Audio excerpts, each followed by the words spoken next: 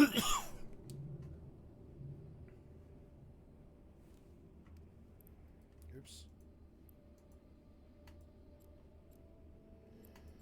I think I prefer to not think about this right now. Or well, let's go to the ice. Yeah, it's probably just easier. Warp drive active.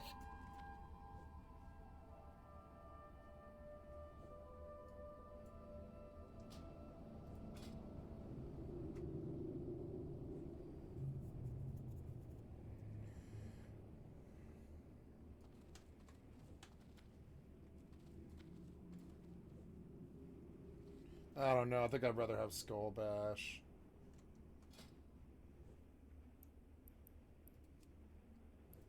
I'm just gonna go Skull Bash. Fuck it.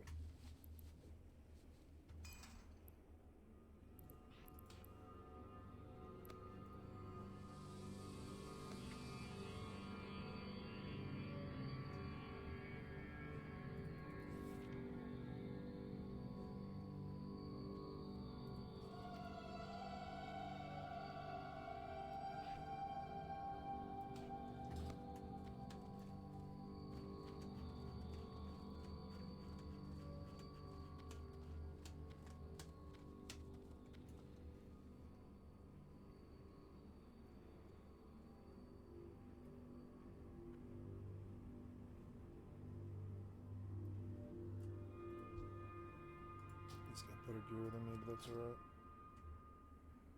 He's way more gear than me. Void touched, leather gloves, damn, leatherworking 100. Huh? This guy has so much more gear than me. Oh my god.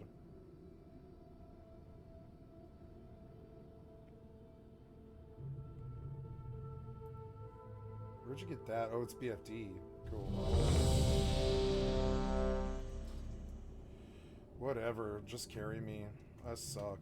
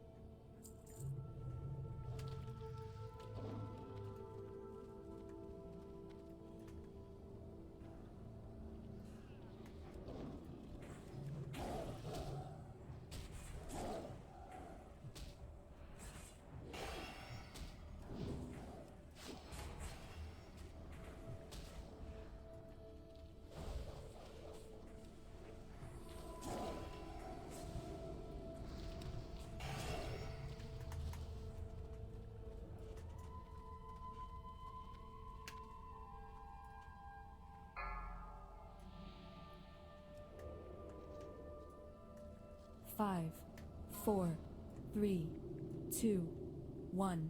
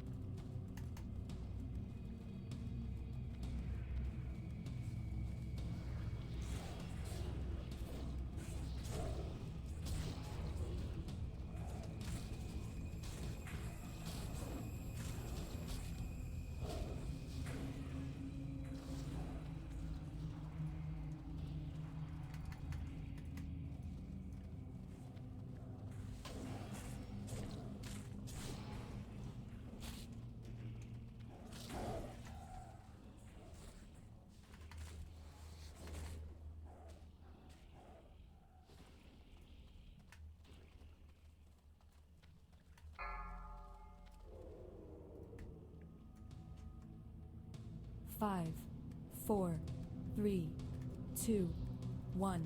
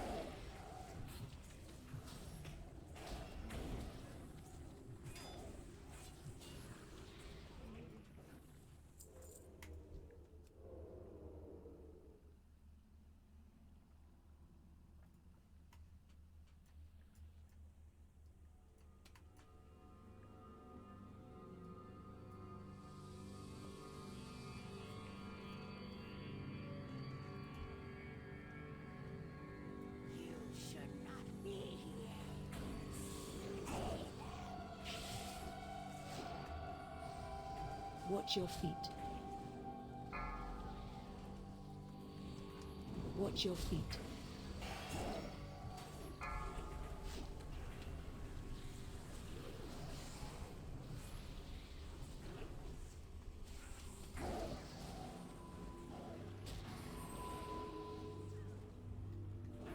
Watch your feet.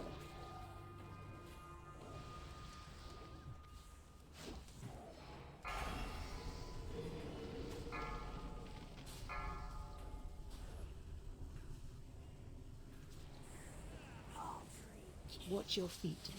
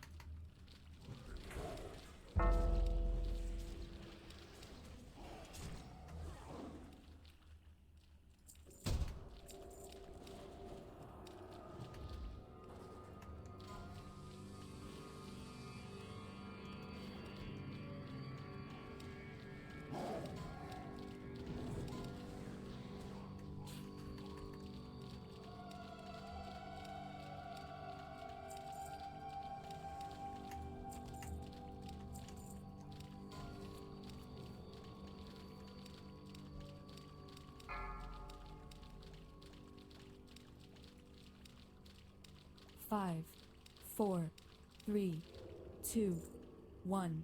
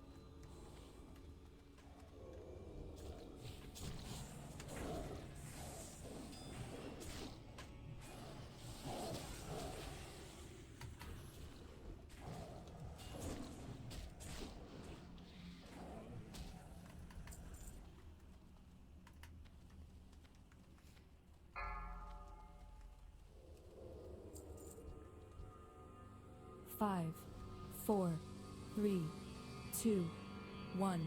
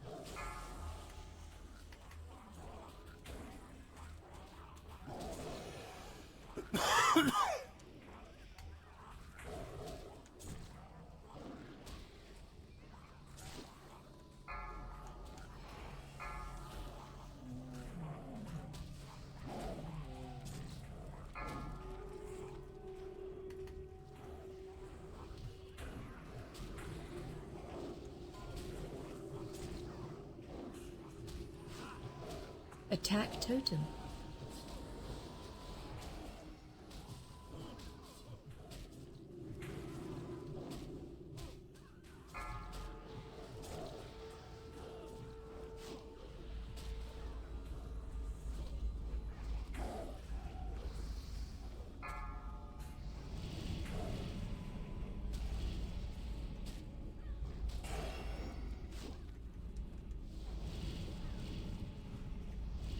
Attack totem.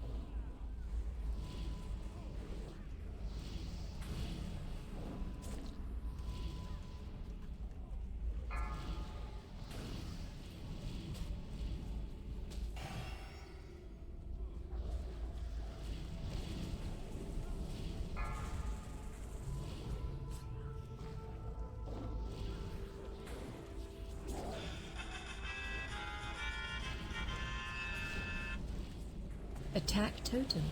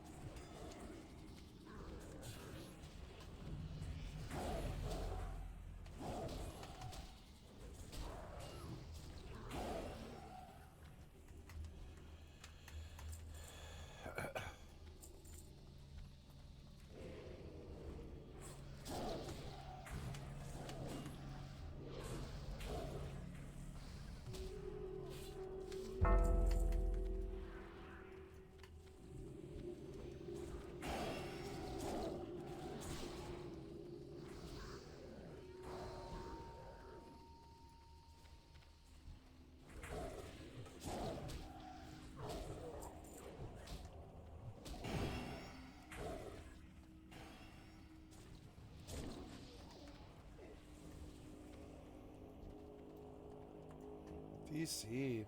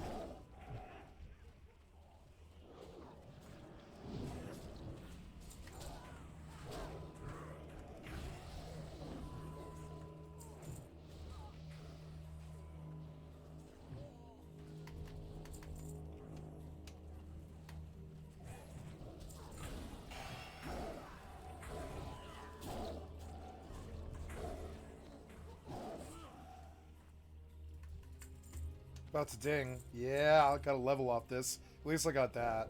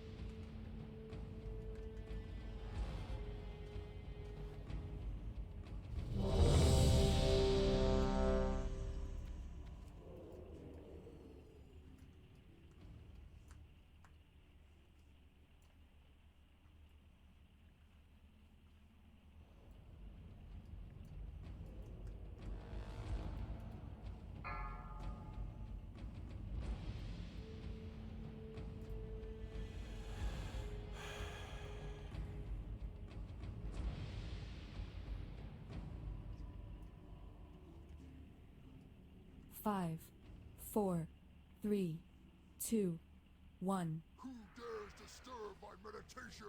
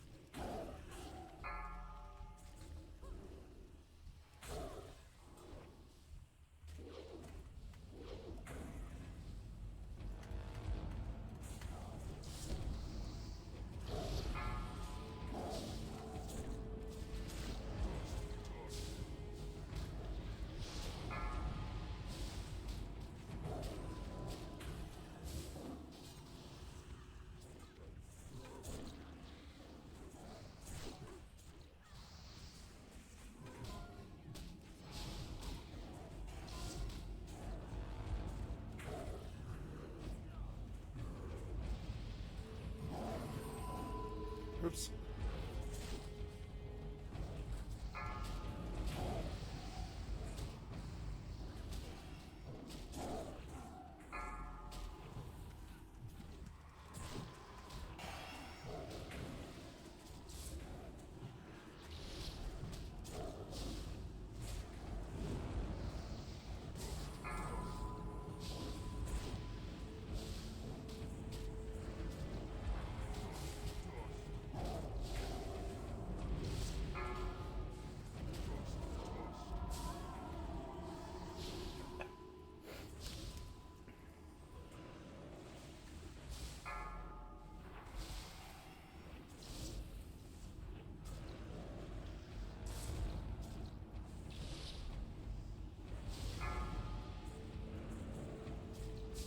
$700 damage, come on, do it.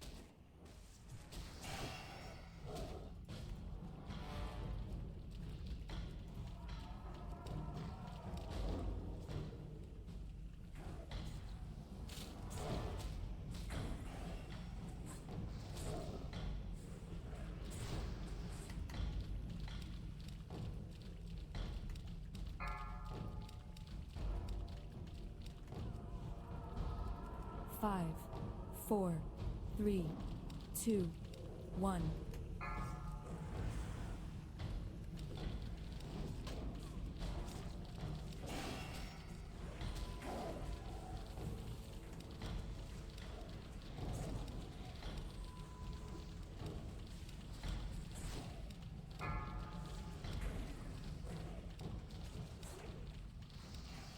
Breath incoming.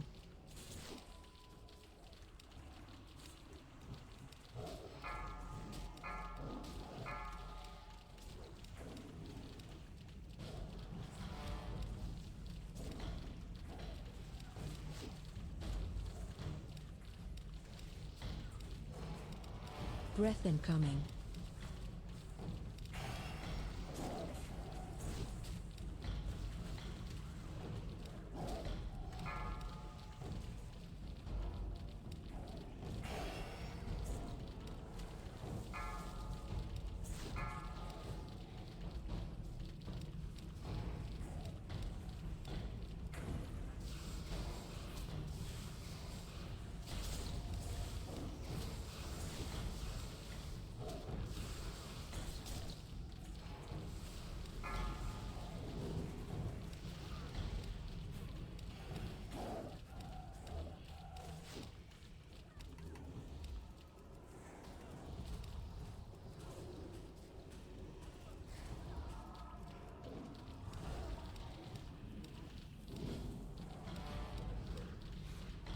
Breath incoming.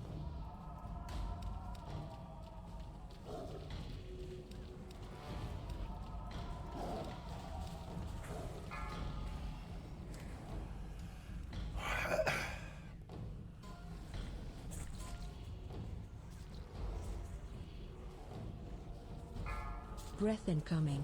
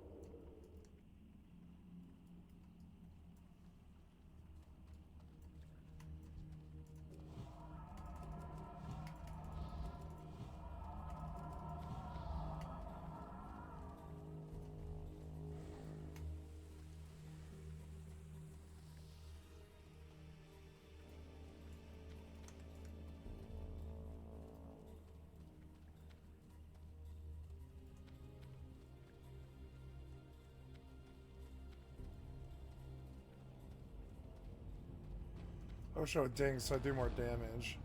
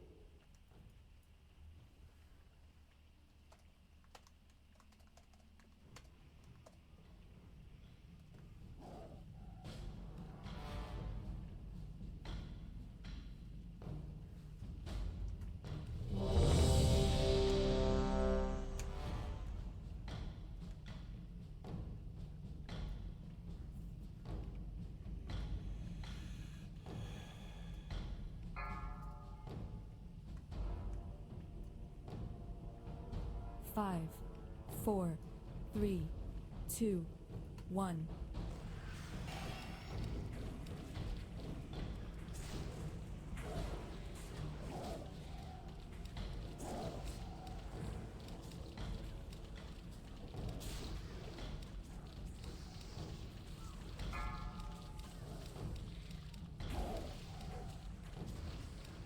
Breath incoming.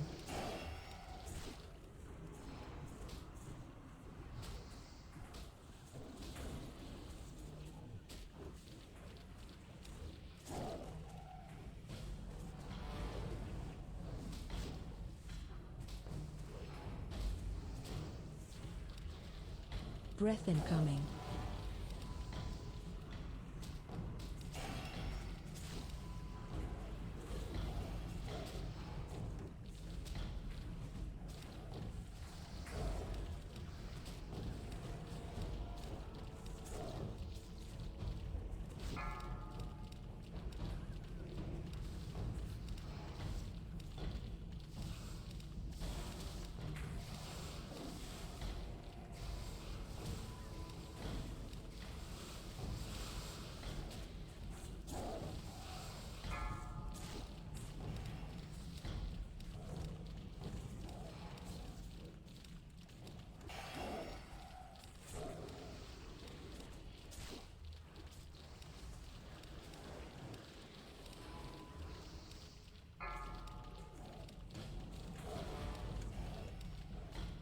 Breath incoming.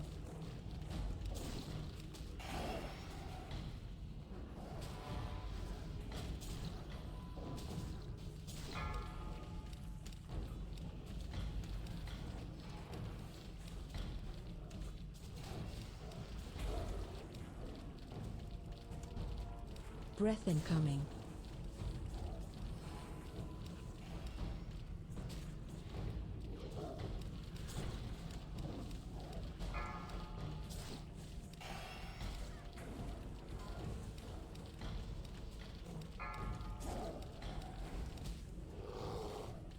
Breath incoming.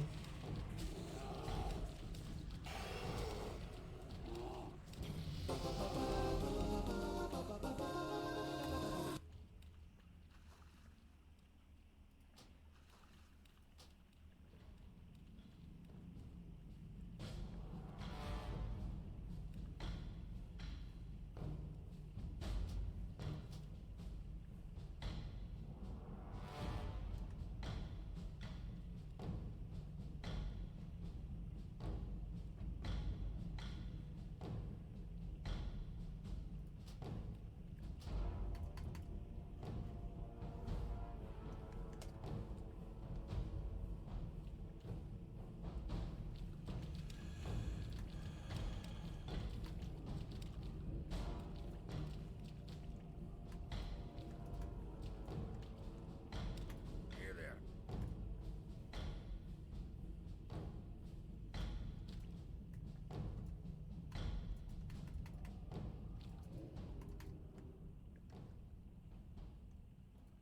Hey, good. No loot, but I did get a level, which was cool.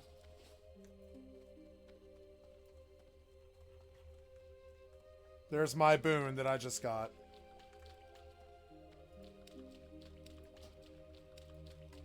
All right, and there was BFD. Did it my first time. 2 deaths because the healers were overstressed, not because I fucked up or anything like that. I did fuck up and I left my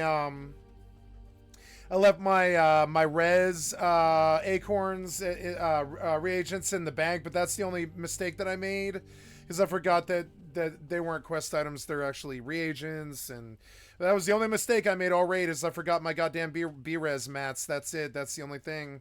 I didn't get a chance to res anyways. So yeah, great little BFD run. One shot it. Seemed really fucking easy. I mean, we didn't one shot it. We did die on the last boss, but I think that's because the mage wasn't like controlling the ads the right way.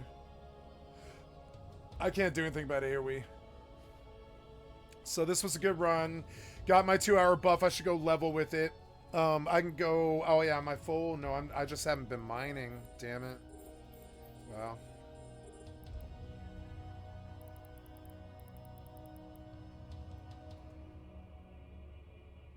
And there we go. Now I'm mining. I just didn't want to focus until I was done with that stressful business, but now I am.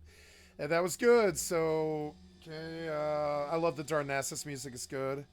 Yeah, the only thing I got was this piece of crap fucking gloves, though. No drops, no loot. They stacked 3 ferals on top of each other, and we wrecked face and just, like, got it easy. And,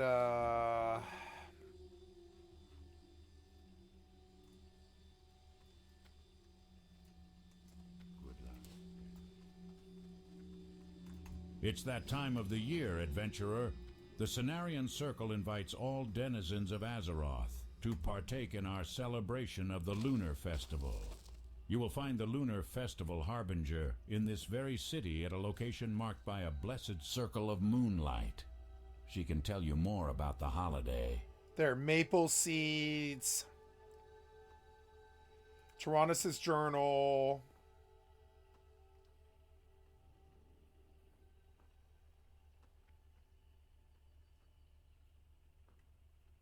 I could sell that smoked sagefish if I wanted. Yeah, so what else did I get? I got those things. That's disenchant. I'm just going to dump all this stuff away and sell it later. I don't really care. Today it'll be worth a lot. But yeah. And what else? There's nothing else in here. That's got to be sold. Yeah, the fill cleansing bowl. No blackwood stuff. Lunar fungus. Yeah, maybe I'll bring the lunar fungus. Gyromass key. I have all these stupid ass quest items, but it's alright. Blackwood fruit sample, don't need that. All these quest items drive me crazy. I wish they wouldn't do this. Glowing gem. Feels like rain's cleansing. Yeah, I think I probably do need that too. Yeah. So... Sweet, I'm 26 now. What now? Oh, I think I turned my heater off, which is bad. I'm gonna double check. It's cold in here. My house is clean.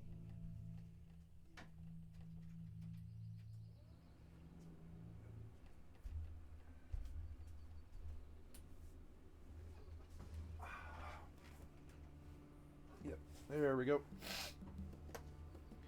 I could hearth and go do stocks.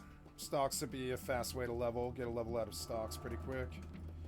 Oh, expert fishing, the bass in you, enclosed amount. Gold 30 from... Oh,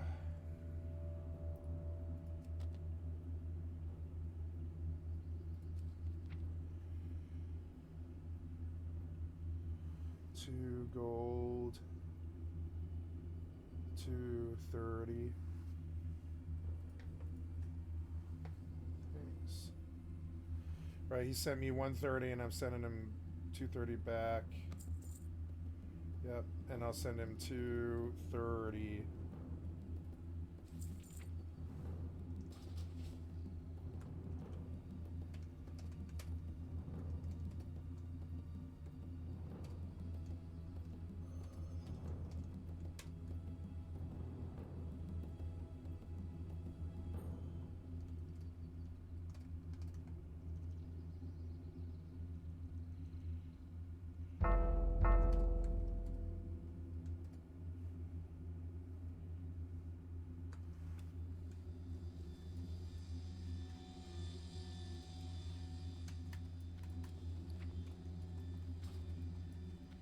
I got that fishing manual. That shit's dope and easy. Saved me a lot of time.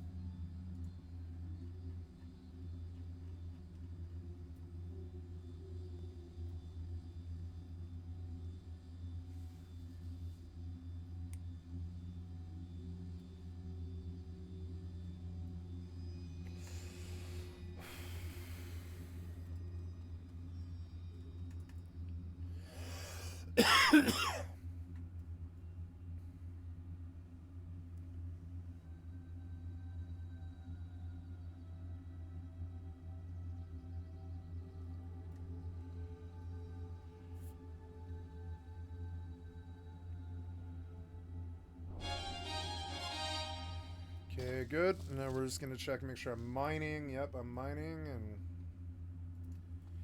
now I can break my fishing cap, which is good. We're gonna go. I'm I'm gonna leave this place and go back to Ashenvale now, I guess, which means like going the opposite direction, but I wouldn't mind just visiting the trainer real quick. Your skill exceeds mine, though I've heard that Old Man Hemming in Booty Bay has copies of the base and you. That is sure The to base help and you you. increase your skill.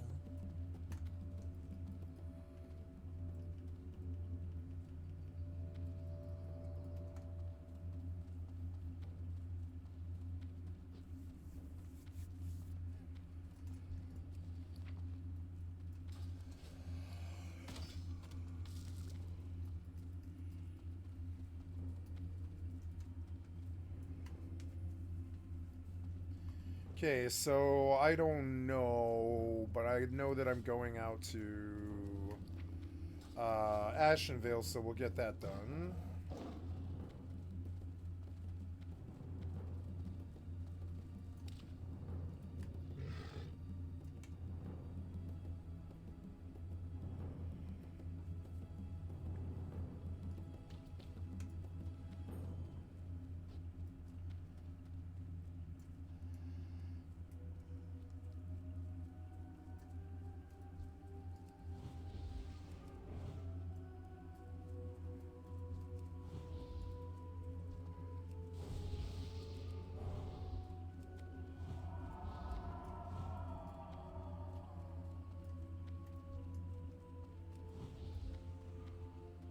To maintain our link to the mainland, we have hippogriffs constantly flying between Ruthera and...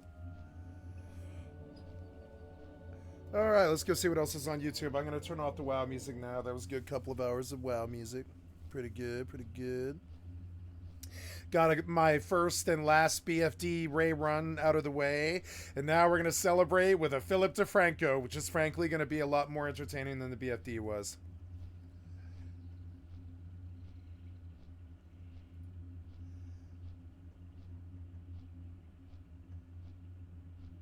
Beautiful bastards. You're watching the Philip DeFranco show. I got an Thank you, extra Philip large one for you DeFranco. today. So much news. Nice. You got an extra large one for us today.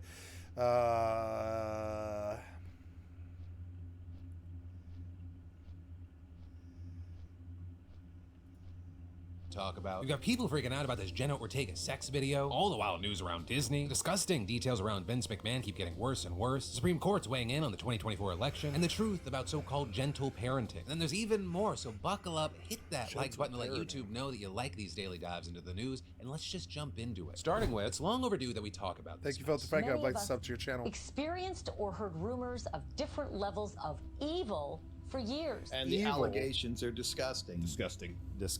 Disgusting. This is a massive scandal. McMahon. I don't think he can survive this because it's too much. Now let's dive into this situation with Vince McMahon. Because you may have heard that last month he resigned from his post as the chairman of WWE's parent company, TKO. And that's because the day before, a former employee filed a lawsuit against McMahon, another executive, and the WWE, accusing them of physical and emotional abuse, sexual assault, and trafficking. And all of this adding on to the already existing allegations against McMahon. Because back in 2022, he had actually retired from the WWE amid sexual misconduct claims, with the board then investigating accusations that he paid $12 million in hush money over the prior 16 years, which then later turned out to actually be almost $20 million.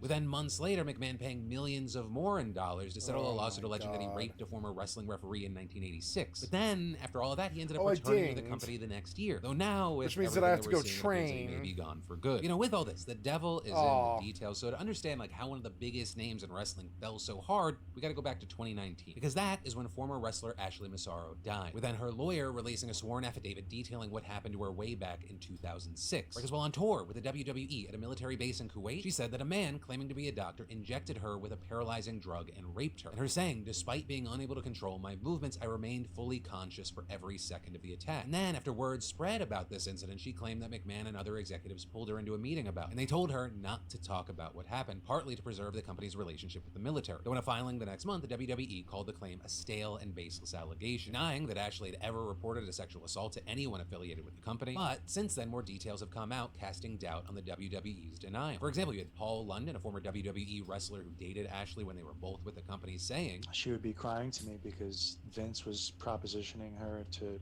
fly on the jet with them. You know, they'd always put the divas up at like the TV hotel or whatever.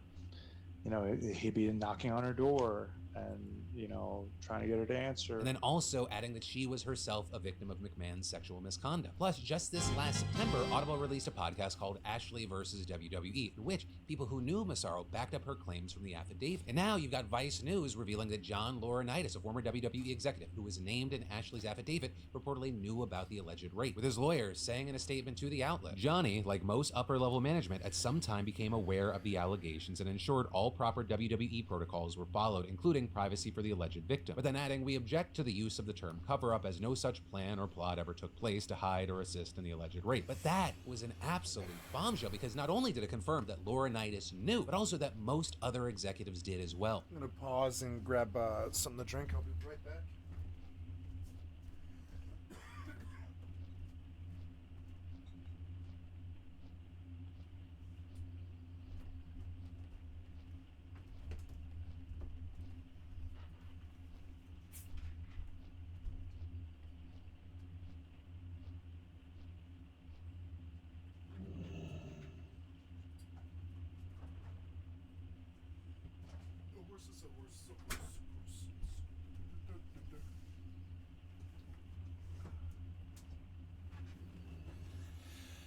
Much better.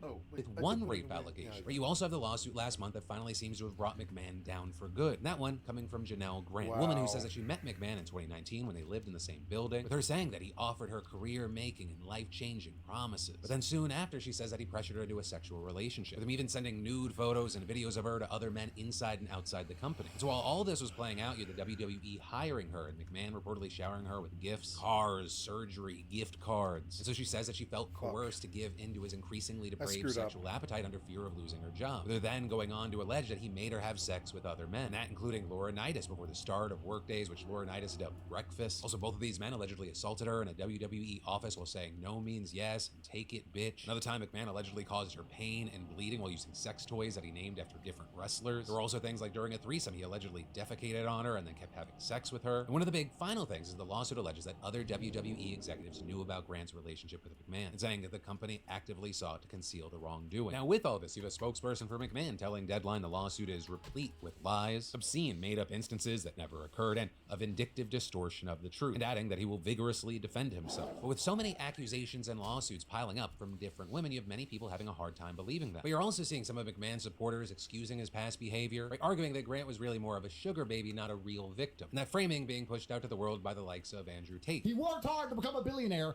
and he bought her all of these things. This is disgusting. Ready?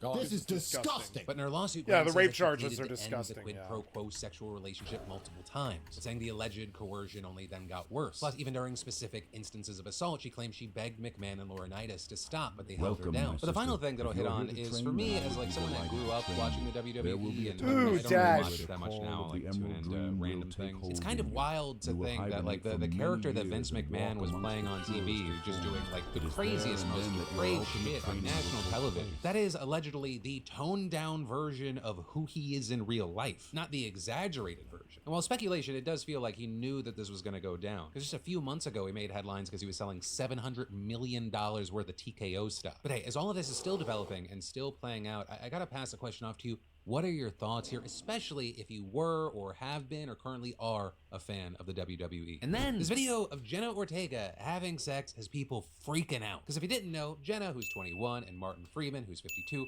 star in a movie together called Miller's Girl. And there are these videos of intimate scenes where, how do I describe it? Bilbo Baggins is treating Wednesday like the One Ring. They have prompted strong reactions for a number of reasons. In the movie, Jenna plays an 18-year-old student who gets tangled up in an inappropriate relationship with her teacher, with many just grossed out by the considerable age gap between the two actors. Meanwhile, you had others saying things like, I get some people don't want to see certain scenes in Miller's Girl, I also don't, but treating Jenna Ortega like she's a child forced to take on certain projects or film certain scenes is so insulting to her and her work. But a big part of the reason that we're talking about this today is, all that online discourse, it ended up making its way to the film's intimacy coordinator, Kristen Arjona, who then said in an interview that Jenna was very involved in the entire process with the intimate scenes, and saying there were many, many people throughout this process engaging with Jenna to make sure that it was consistent with what she was comfortable with, and she was very determined and very sure of what she wanted to do. And adding, part of my job too is supporting her decisions. I adapt to whatever is the comfort level of my actors, especially on a production like this, where there is a large age gap between the actors. And again, making sure, especially with someone who's significantly younger, that they are giving continuous consent. She then went on to say that they discussed the levels of nudity that both actors were comfortable with, as well as talking about modesty garment options to keep the bits separated. Also, reportedly, each actor was given information about the scene 2 days in advance, and she stressed that they also had the option to change their minds the day of, right, if they were no longer comfortable. She also added that the cast and crew had discussions about these scenes before they were filmed, and they even used test audiences to get a feel for whether the scenes were, quote, too much. But with all of that said, I'm kind of left with two things. The first being, of course, I'd love to know your thoughts generally on the story, but also two, I haven't seen the movie yet, the context of certain scenes, what actually like the story is trying to tell. But honestly, rightly or wrongly, this controversy around this movie is probably the best thing it has going for it. Because right now, the reviews are atrocious. It is a 32% critic score, a 43% audience score. While some of the criticisms appear to be connected to like the stuff we're talking about today, one review saying the writer-director brought back all the ickiness of the 1960s to 80s when movies and TV commercials portrayed tween and teen girls as sexually provocative and available to men. There are also others that just say it's a bad movie, writing the film ultimately commits a truly unforgivable cinematic offense. It turns tedious, as well as it's just boring. And in a film aimed at pushing buttons, you absolutely can't be boring. And then, I don't know about y'all, but my energy level just plummets around 3 p.m., like give or take. And my focus, like forget about it. My day's not over then. I still gotta be on my A game. Not just for the last of work, but so I can be there for my friends, my wife, my 2 young kids. Actually be present in the moment. And recently I started using Energy Multiplier from Liquid IV, and man, the boost has gotten me over the hump. Because the Energy Multiplier is a 3-in-1. Hydration, physical energy, and mental clarity. So I wanna give a special thanks to our fantastic sponsor of the show, Liquid IV, for making it easier for me to not only stay hydrated in a delicious way, but help me through my day. These energy packets are comparable to 1 to 2 8-ounce cups of coffee, and they're great for brain power, alertness, focus, and fatigue, and work faster at hydrating you than water alone. They have great flavors like yuzu, pineapple, and mango tamarind. I usually drink Liquid IV during my workouts, and now I've added the energy packs into my midday routine. It's super easy. Just tear, pour, shake, and drink. And did I mention that it tastes great? And get this, from today, February 8th to the 14th, you can get 25% off your entire Liquid IV order. Just click the link below and use code DeFranco. Cheers. And then, in big business and entertainment news, let's talk about Disney Plus. Because we just got the news that at the end of 2023, in their final quarter, they lost 1.3 million subscribers. With that appearing to be at least somewhat connected to their price hike. Right? They raised the price from $10.99 a month to $13.99 a month, right? An about 27% jump. And while you may think this is horrible news for Disney, it's actually fantastic news. I'm gonna oversimplify the numbers here because there's a lot going on, especially as Disney Plus and Hulu, they're rolling out like this combined package. It's heavily discounted. And the number of Disney Plus core subscribers went from 112.6 million to 111.3 million. For the sake of this, I'm going to say it just started at 100 million. Let's say all those subscribers went from paying $10.99 a month to $13.99 a month. Well, that means they were bringing in $1,099 million a month. And by changing the price, if they lost 0 subscribers, they'd all of a sudden just magically make $300 million more a month. But of course, they're going to lose some. Pricing matters. If they lose just 1%, that's 1 million subscribers. That ends up being a very insignificant number in the grand scheme of things. In fact, as long as they lost, let's say, less than 20%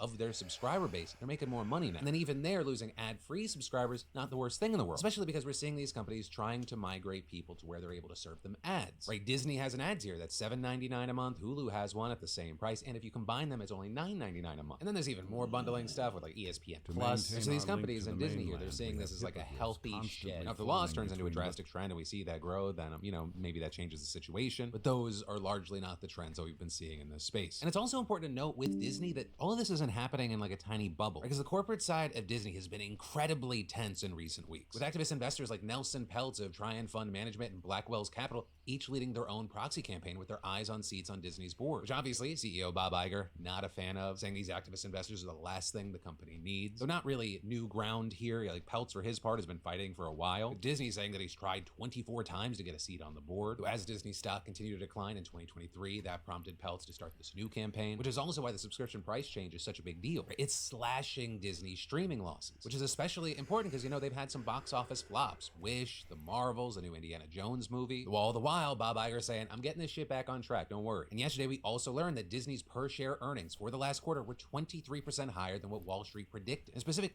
they stopped making good Disney stuff past Frozen, and now they can't lie anymore. I don't know. I think people really genuinely liked, what's that? Their new Latino one. I can't think of the name. You know, we don't talk about Bruno. That was a good movie. But like overall, I don't know. I don't know. Inside Out was good. There's been a few like recent ones that were truly good, but I don't know. Revenue, the profit, and margins in their theme parks, which is especially notable because for the first time ever, all of Disney's overseas parks turned a profit. And in fact, the theme park and consumer product division brought in over $3 billion in profits. And then going back to streaming, Iger's saying, you know, it's not going to be losses, saying that Disney streaming will be profitable by the fall of this year, and saying forget about losing even more subscribers, saying they are on track to add 5.5 million subscribers this quarter alone. And then of course, it doesn't even stop there because it's just crazy news. Disney also is making headlines because they're investing $1.5 billion into Epic Games, or the creators of Fortnite. Oh my god, they're gonna put Disney in Fortnite. Why? Disney in Fortnite? Do you really want Disney equated with all that violence and guns? I thought you guys didn't want that kind of image. What? Work with the studio to make games in an entertainment universe where I guess Fortnite reached the crowd that I guess Square Enix couldn't with Kingdom Hearts and all this, and they got the win, and now even Disney's willing to make concessions with them. Epic shows up and knocks on their door, and they're like, yo, we'd really like to get some of that fat Disney money. And Disney's like, yeah, we'd really like to get some of that fat Fortnite money. We'll talk to you, but we can't be equated with guns and violence and all this. And the Fortnite's like, well, what about creative mode and Minecraft Fortnite? And Disney's like, sure. Shop and engage with content, characters, and stories from Disney, Pixar, Pixar, Marvel, Star Wars, Avatar, and more. I guess the Fortnite itself doesn't really harm the cartoon image, but it's still Mickey with a machine gun. It is the co-opting of our Disney values. More. Which usually, you know, the cynic in me would go, that just sounds like a bunch of buzzwords. But honestly, given what a fantastic job Epic Games did with Lego Fortnite, whatever this is going to look like actually has a chance to be good. And then, I guess, just for good measure, with Disney announcing they've made a deal with Taylor Swift to bring the Eras Tour concert movie exclusively to Disney Plus in March, along with announcing a teaser for Moana 2. You know, while you have activists and investors out there giving quotes, kind of calling bullshit on this, my response is, I don't know. The main thing all this news kind of confirms for me is the devil may work hard, but Bob Iger works harder. Though, I've also never seen them in the same room together at the same time. And then the Supreme Court just heard possibly one of the most important cases of our lifetime. Again. Right, because today, the 9 justices listened to arguments about whether Trump should be banned from running for office because of his actions around the insurrection. With all of that, of course, stemming from a legal challenge brought by Trump against the historic and unprecedented decision by Colorado Supreme Court to remove him from the primary ballot under Section 3 of the 14th Amendment. With that notably, banning people from holding office if they've sworn an oath to uphold the Constitution and then committed insurrection against the government, which has only been used to bar candidates 8 times since it was adopted in the 1860s, though that also including 2 years ago against a New Mexico County commissioner who trespassed on the Capitol during the insurrection. But it has never been used for a presidential candidate. You know, with this, we've seen a lot of overlapping rulings and legal back and forth as to whether this is even a possibility. So all of that brought us today, where in court, there were 3 main questions that the lawyers argued over. Is the president considered an officer of the United States, which is the term used in the Constitution? Did Trump's actions on and leading up to January 6th amount to an act of insurrection? And does Congress need to act first before Trump can be disqualified under Section 3, or is that power vested in the states? Well, we heard the justices present a range of opinions and questions on all this. One thing that both the liberals and the conservatives seemed to express here was skepticism, right? And that regarding several aspects of the Colorado ruling and whether Trump can be disqualified for his actions. In fact, according to the Associated Press, 8 of the 9 justices indicated that they were open to at least some of the arguments made by Trump's lawyers, with only Justice Sonia Sotomayor suggesting in her questioning and remarks that she might uphold the ruling from the Colorado Supreme Court. And while you had a lot of different things being debated here, there was a big focus on the question of states' rights, with the majority of the justices implying that they do not believe that the states can disqualify candidates in a national election without Congress enacting some kind of legislation first. And that opinion was further hashed out in comments from Chief Justice John Roberts, with Roberts arguing that the 14th Amendment was adopted to limit states' rights while empowering the federal government, and saying that the 14th Amendment is the last place that you'd look for authorization for the states, including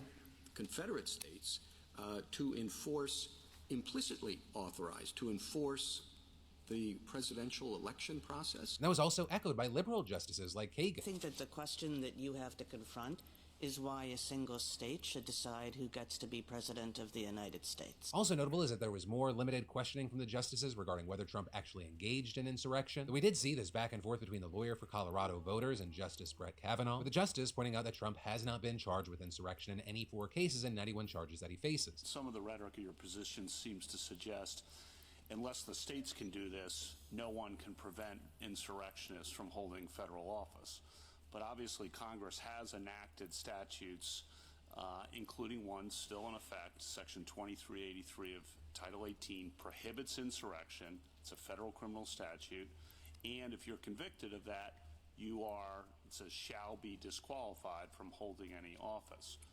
And so there is a federal statute on the books, but President Trump has not been charged with that. So what are we to make of that? So generally, not looking good for those who wanted Trump removed from the ballot, especially because while this involves Colorado, it's not limited to just Colorado. Or the decision here will be binding to all the other states where Section 3 challenges are ongoing or have already been decided one way or the other. And those far-reaching implications are also something that the justices expressed concerns about, with Roberts saying that if the court upheld the Colorado decision, other states could kick other candidates off their ballots. It'll come down to just a handful of states that are going to decide the presidential election. That's ridiculous. Daunting consequence. Justice Samuel Alito also chiming in, saying that if the states were given the ability to make their own decisions, yeah, they've got a couple points here. They're right. Situation. So as far as what happens next, there's a few ways the courts could rule. For one, they could issue a broad decision about whether Trump is eligible to run for president and hold office at all. With several justices indicating they want the court to issue a sweeping ruling like, how you gonna fucking run an insurrection from your fucking your armchair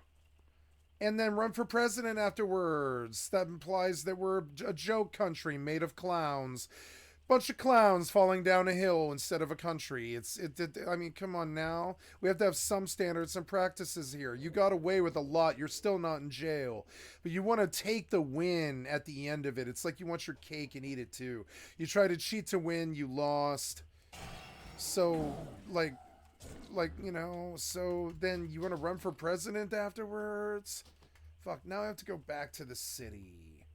The first mob I killed dropped that. Damn it. I don't know. Fastest way would be to teleport Moonglade. I'm just thankful to have it. It's fine. Stupid bruiseweed thing. I wonder how much bruiseweed is. Damn it. That's annoying. I mean, I can't afford it anyways. So... bruiseweed. I wish they would put a... a supply vendor thing here. Oh god.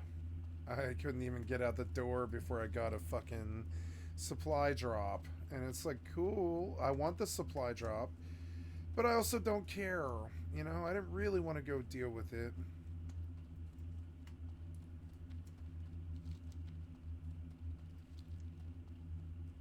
Why do they all have man-child guilds? Like, hey, I'm funny. I'm funny. I'm funny.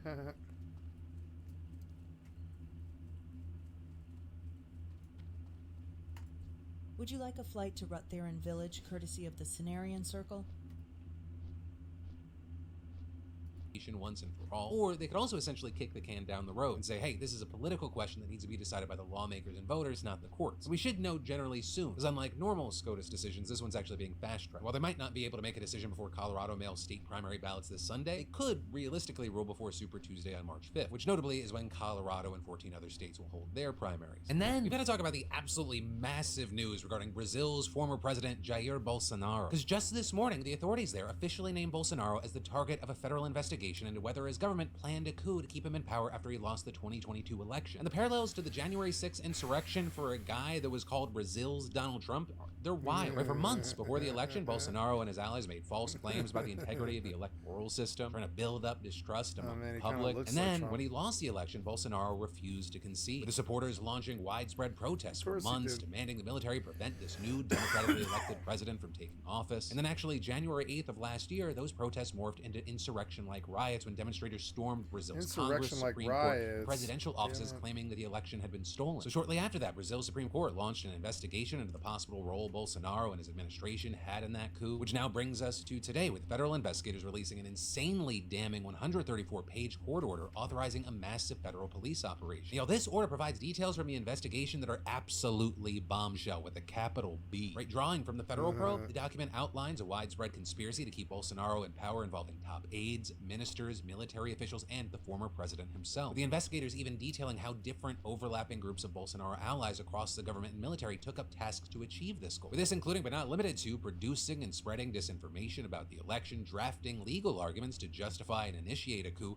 recruiting more members of the military to help launch a coup, spying on judges, including the leader of the Supreme Court so they could arrest them when the coup was launched. And that's in addition to encouraging, guiding, and even financing protesters who eventually stormed the Capitol. And while much of this work was done by people close to Bolsonaro, his fingerprints are also all over this, with investigators alleging that he was present for key meetings and detailing his deep involvement in the effort to sow disinformation. Which, I mean, that's already established. He's banned from public office until 2030. But potentially the most damning thing is that they also found that Bolsonaro himself was directly involved in drafting a decree to execute the coup, with him specifically providing edits on sections of that decree that would have set up new elections and directed the arrests of key government officials, with those including leaders of the Supreme Court and Senate. And keep in mind here, everything that I'm talking about, this is just like the top level highlights. Or we're just scratching the surface on this authoritarian creme brulee. This is a massive and super detailed document. And also, and this is a key thing here, this doesn't just outline alleged wrongdoings. This is a court order that explicitly authorizes specific actions, with federal police announcing they have now issued 33 search and seizure warrants and made 4 preventative arrest warrants, with those including some of Bolsonaro's closest allies and some of the most senior government officials like ministers and heads of military branches. Now, with this, Bolsonaro, for his part, was not among those raided or arrested, but the fact that he was named as a target shows that he is clearly implicated, as did the fact that he, like others, was ordered to surrender his passport to authorities, which experts say could indicate the possibility of a future arrest. And so it's going to be very interesting to see how all this plays out, because what we are talking about is a full-blown government conspiracy involving a ton of the top people and even potentially the former president himself. And with how everything's set up right now, regardless of what specifically happens, it is very likely going to be huge. And then, are you looking for that fun gift for someone on Valentine's Day? Maybe the gift that's not only for them, but maybe for you. Well, look no further, because one of today's fantastic sponsors has you comfortably covered. Look no further than to MeUndies. You know, Lindsay and I have been fans and consumers of MeUndies for years now. We love them. You know, huge fans of the different designs they offer. Also, I'm a fan of how comfortable and durable they are. They last great for years. I only had to get new ones because, you know, my body has changed, which is also a big thing too, because MeUndies is an all-inclusive line with a look for everyone sized extra small to 4XL. And there really is something for everyone, from black classics to fun expressive prints. And right now they have Valentine's Day prints like electric hearts and lovebirds. And it's also not just comfortable underwear. MeUndies actually has joggers, hoodies, onesies, and more. Their signature fabric, soft and warm while being breathable, stretchy, and just staying comfy. It's an ideal all-day wear. And get this, if you're not happy with your first pair of undies, no worries, it's on them. And I think it's important to point out that they use sustainably sourced materials and work with partners that care for their workers. So this Valentine's Day, give someone that gift that'll always have them thinking of you, and get 20% off your first order plus free shipping. All at MeUndies.com/DeFranco. It's MeUndies.com/DeFranco for 20% off plus free shipping. MeUndies, comfort from the outside in. And then, next up, we need to talk about gentle parenting. But to start things off, I gotta ask you, what do you think gentle parenting is? Because if you asked a dozen parents, what does that mean? You might get a dozen different answers, right? Everyone's interpreting and applying it differently. There's tons of noise and misconception, and it's become a very popular parenting style, and one that people love to talk about. I mean, on TikTok, just the hashtag for it alone has over 5 billion views from parents explaining how they use gentle parenting in their lives and what it looks like for them. And because there's such a mess around what the hell is actually going on, I want to try to unpack this. So for this story, we spoke with Claire Lerner, a licensed clinical social worker and child development specialist. And she explained,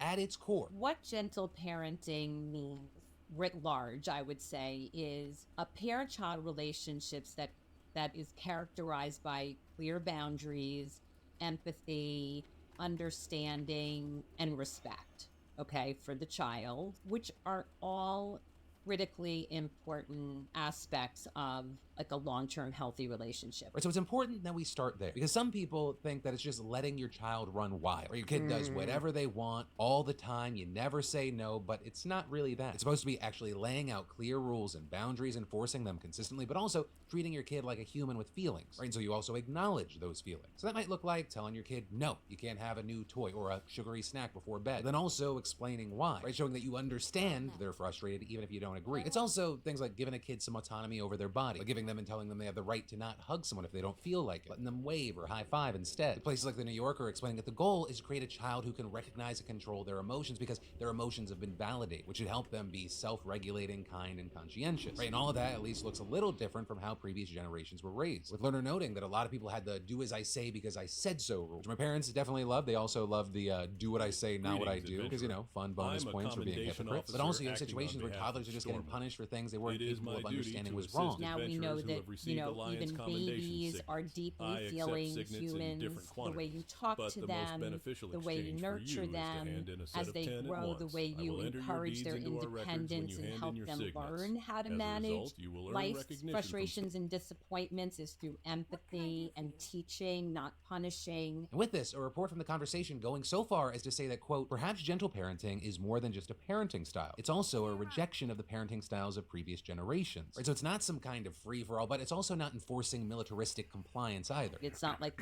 you're loving your child or you're setting limits. Like, the limits are a critical part of loving your child because it keeps them healthy and safe, and it helps them learn to adapt and be flexible and manage when they can't get what they want when they want it. But, and this is a key thing here, because the point of this segment isn't me telling you how to raise your children. Even though many have found this to be an effective parenting model, shocker, raising kids is incredibly difficult, and not all kids are the same. For some kids, they're going to hear an explanation about why they can't do something and move on with their day. Others are going to have a full-blown meltdown. And those kids may not want to then hear their parents try to empathize and sort out the emotions. It's overwhelming. They can't process it. Often it feels very intrusive when parents are saying things like, I know you're really mad. They're screaming, I'm not mad. Stop telling me I'm mad. Stop looking at me. Go away. The reactivity level is so intense and so quick that what they need is, like, my motto is less is more. Also, having a reactive kid, that's not a sign of being a bad parent or raising a bad kid. It's just the way they're wired, and modifying to adapt to that is part of parenting. And key thing, even when it looks different than the methods you see working for others. But then that is also a big thing. Comparison. Seeing what's working for others, being told all these messages on social media about what parenting should look like. That could really strike a nerve. And actually with that, Lerner explaining that the discussion of gentle parenting has morphed into a lot of potentially unrealistic messages online, right? Saying that parents should always be engaged in a joyful connection with their kid, that they shouldn't feel frustrated, that you can always stay calm because if you're calm, your kid will always be too, that you should never separate from them in a tough moment. And so with that, you have Lerner saying those ideas can be a massive disservice to parents. In the real world, that is not always the case.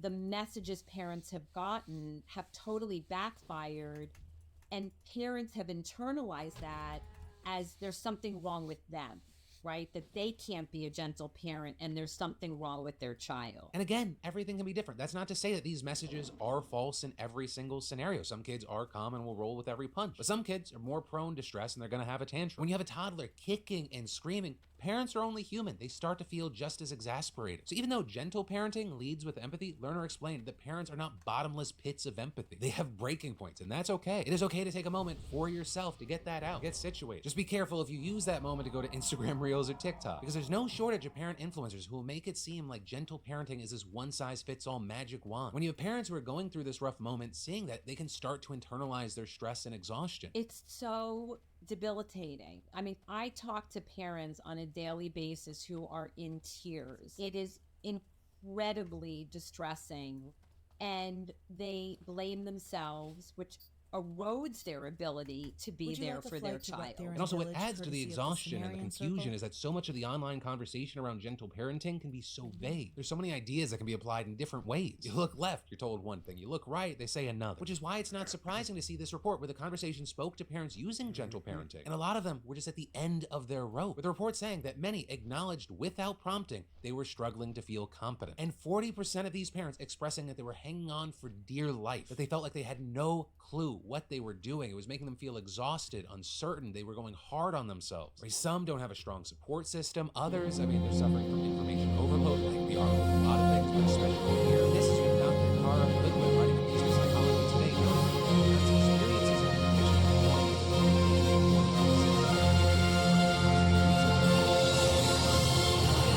say that everything parents see online is about. They've got articles and great information trying to dispel many of the myths about parenting, which is also why you had learners say that parents should trust their intuition. If they see something that makes them feel like they're being a bad parent, just give themselves a moment to reassess. What's the post that got you, that made you feel like you were a failure? And question. It's really making a major mind shift and saying, my job is to know who my child is and what makes them tick. and what they need from me. And what I find is once I help parents recalibrate that, it's life-changing. And on top of all that, parents can seek out content that will help you, not hold you back, and also, very importantly, kind of like meet you where you are. Because y'all, so many of us know that what we see, what people are posting, it's bullshit. It's people trying to be seen a certain way, even if it doesn't reflect reality. Deal aesthetic over real substance. So I would say, look for the people who you feel reflect your reality, because you're going to probably get a lot more relatable, real life guidance from, from those sources. One of the biggest things out there is you got to give yourself some grace. You are human. Do not berate yourself for that. But hey, that is where this is going to end. Hopefully you feel like you learned something. I did. I initially went into this story because someone that just kind of lets their kid run wild and like walk all over them was like, yeah, it's gentle parenting. And I was like, I don't think that's what that is. But yeah, I'd really love to hear from you, whether it be about how you were raised or if you've tried certain models, whether it includes gentle parenting or not on your kids if you have them. Or, people love to recommend books on this topic. Really, any and all things. I'd love to hear from you. And then finally today, let's talk about yesterday today. We dive into the comments on the last video and see what y'all had to say. There's definitely a lot of conversation around the Crumbly conviction. Joltsbark saying it's hard to hear that these parents didn't care enough to secure the gun properly. Gun safety isn't taken seriously enough, and neither are mental health concerns. And others adding, I think it remains important in the Crumbly case to point out how intensely these parents did not show any care or concern, not only for the students, but their own son. Imagine your child creating a picture like that and not immediately thinking, I need to protect him, because he could have just as easily been talking about himself. And they not only pretended it meant nothing, they flat out refused to accept that any concern other people showed had merit either. I'm not sure I can ever be convinced that these two loved their son at all when they refused to show him the most basic of human decency over something so serious. And finally, Nidiana is saying, I work with kids with PTSD and I see a lot of parents not parenting. The Crumblies are a chilling example of how kids can turn out when they don't have the support they need. Also, to my surprise, there was actually a decent chunk of conversation around celebrities and the beauty space. Mark saying, I'm really impressed with Philip's knowledge of makeup shades, to which I'm 100% actually going to take credit for that. Though the origin of Fenty Beauty is just a rare thing that I have known about for a while. 99% of the rest of the beauty space I have no knowledge of. And actually, on that note, some of y'all went to the comments to provide more details. She had a good show called Fenty X. The thing about Fenty was that they launched all 40 shades at the same time, which made them such a class act.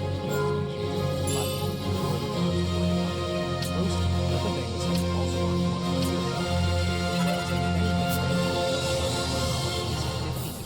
loud. Their darker shades too. And Maple saying on Fenty Beauty and their foundation, they were the only brand when they launched where I wasn't the lightest shade. And other brands always used pink undertone that never matched me. As much as they went extremely inclusive on darker shades and should be commended about it, I feel the fact that they have all tones on every shade is incredible, and at that time, rather unheard of. And then finally, people asking when I'm gonna get in the space, saying when do we get a Philip DeFragrance? Well, you won't. You're way more likely to get a DeFranco bourbon. But, I guess never say never. I just want it to be something I'm actually passionate about. Like, I love Beautiful Bastard and the clothing company for a number of reasons. Like for the new blanks that we did the release of, and that's like a big part of our future, like size inclusivity, good fit, price point, all of that matters to me. Hell, even the graphic tee aspect of it, I'm a big believer in wearing your feelings. That's always fun for me. But like in the beauty space, I'm a basic bitch. I use a CeraVe moisturizer, or unless I'm using a Styx tinted moisturizer. That's my involvement in the space. That is where your daily dive into the news is gonna end. It's the final big show of the week, but do not worry. My name's Philip DeFranco. You've just been filled in. I love yo faces, and I'll see you right back here on Monday.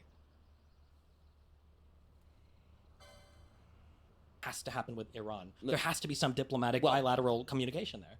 No, what has to happen is the containment of Iran. History moves in one direction, right? Why? Because of time? Communism, Nazism, all of that was a regression from what was happening at, for example, the beginning of the 19th. Loud for some reason. No. I want to watch that.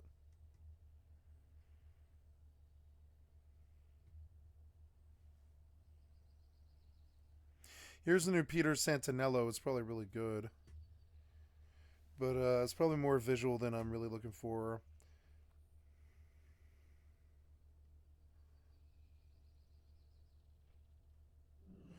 Forrest did a downfall on Blizzard. There's a new shotgun, huh?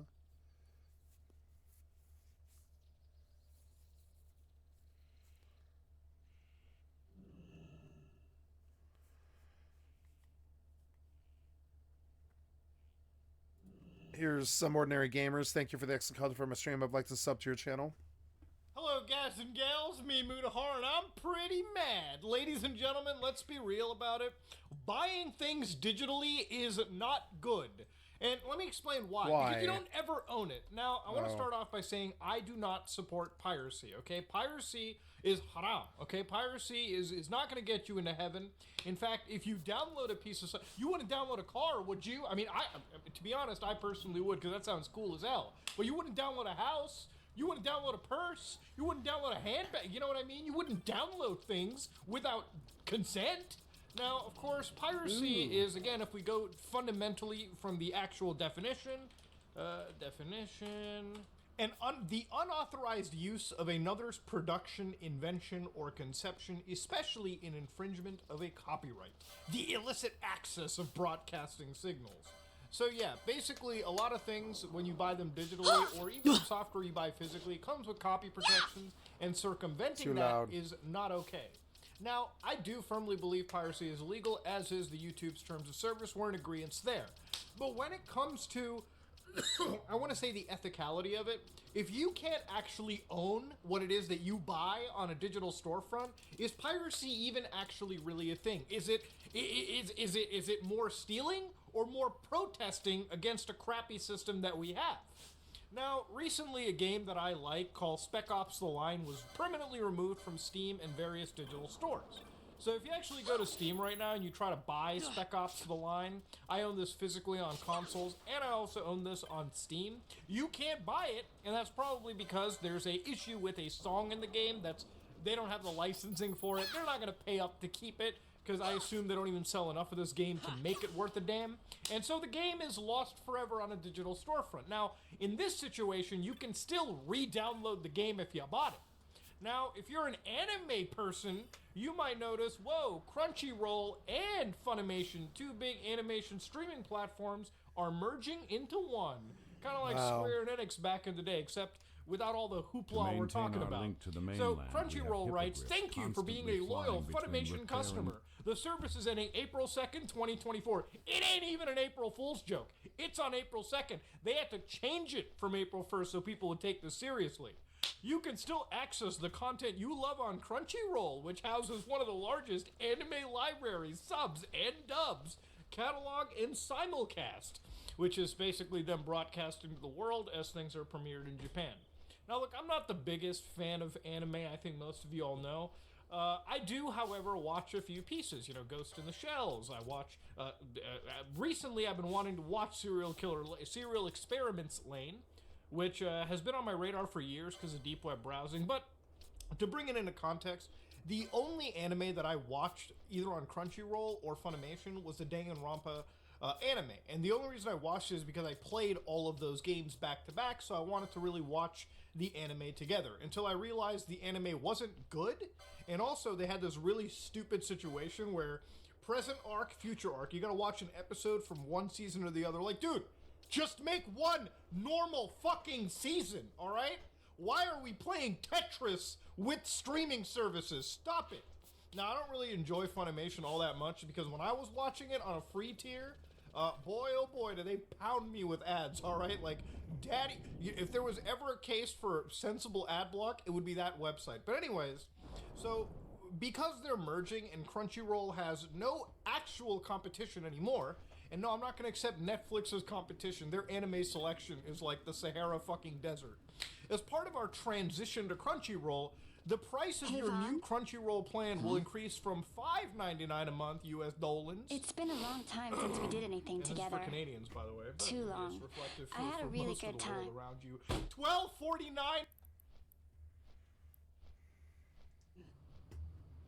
Well, I should probably be getting back to the store. Actually, I was kind of supposed to be watching the place for Magello. And Vaughn, try to stay out of trouble. For me. Vagina. I don't know what I'd do if you weren't here. The vagina seems to really be neck. I'm not going anywhere, okay? That's what I wanted to hear. See you later. Yeah, we're good.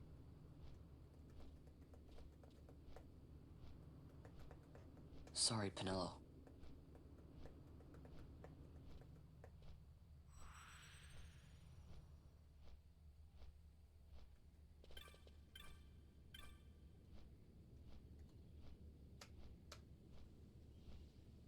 Now you'll be wanting to know how to sneak into the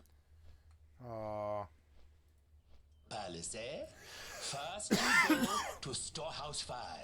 You know the one. 2 doors she has. Now the right takes Ban Ratsbane to his territorial hunting grounds in the sewer bottom. But that's not the way you'll go. No, you'll take the left door, down into the Garum Scythe waterway. The waterway leads to a stair. The stair to the palace cellars. That's your way in. But don't go counting your gil just yet, my boy. Getting into the palace was the easy part. The way into the... What was that? Oh, I'm being shot down.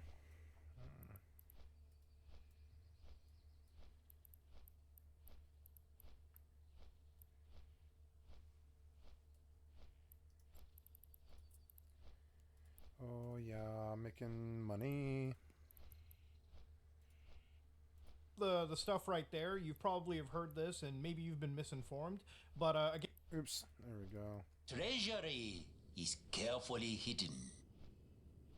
That's where this crescent stone comes in. The magics it bears can open the hidden door to the treasury, you see. Listen, Von, for the words I shall speak are most important, and not to be forgotten. Do you understand? The signet yearns for sunstone strength to light the clouded way. Once in the palace, you'll find the signet tile, very important. Give to it the sun's power, and it will light your path. Very well. Oh, a warning. Be aware that if you're caught, you'll spend the rest of your short life rotting in the Nalbina dungeons. So, look sharp, my boy. And don't go running off before you're ready. Plans freshly hatched have a habit of tumbling from the nest straight into the hunter's stew pot.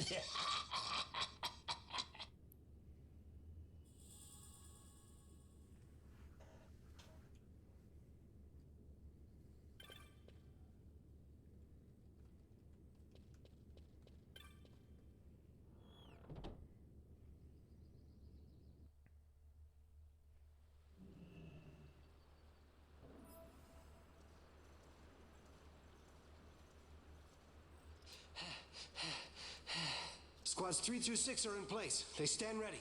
So far, the Imperials haven't noticed a thing. Then go now and hurry the others. By nightfall, we must ensure all our men are in place. Sir. Sir.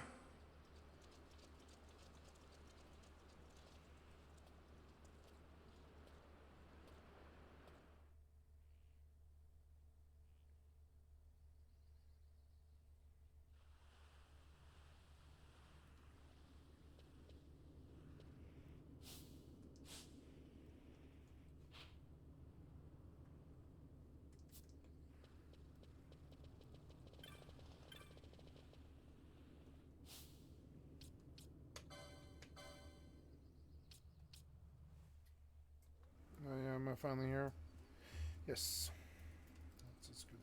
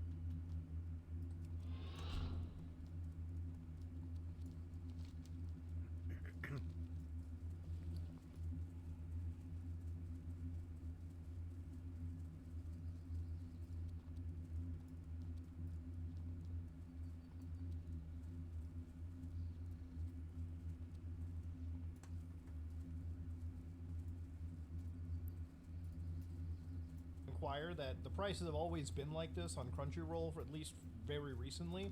There's 3 tiers of pricing. Some of them are already around like $100 a year anyways.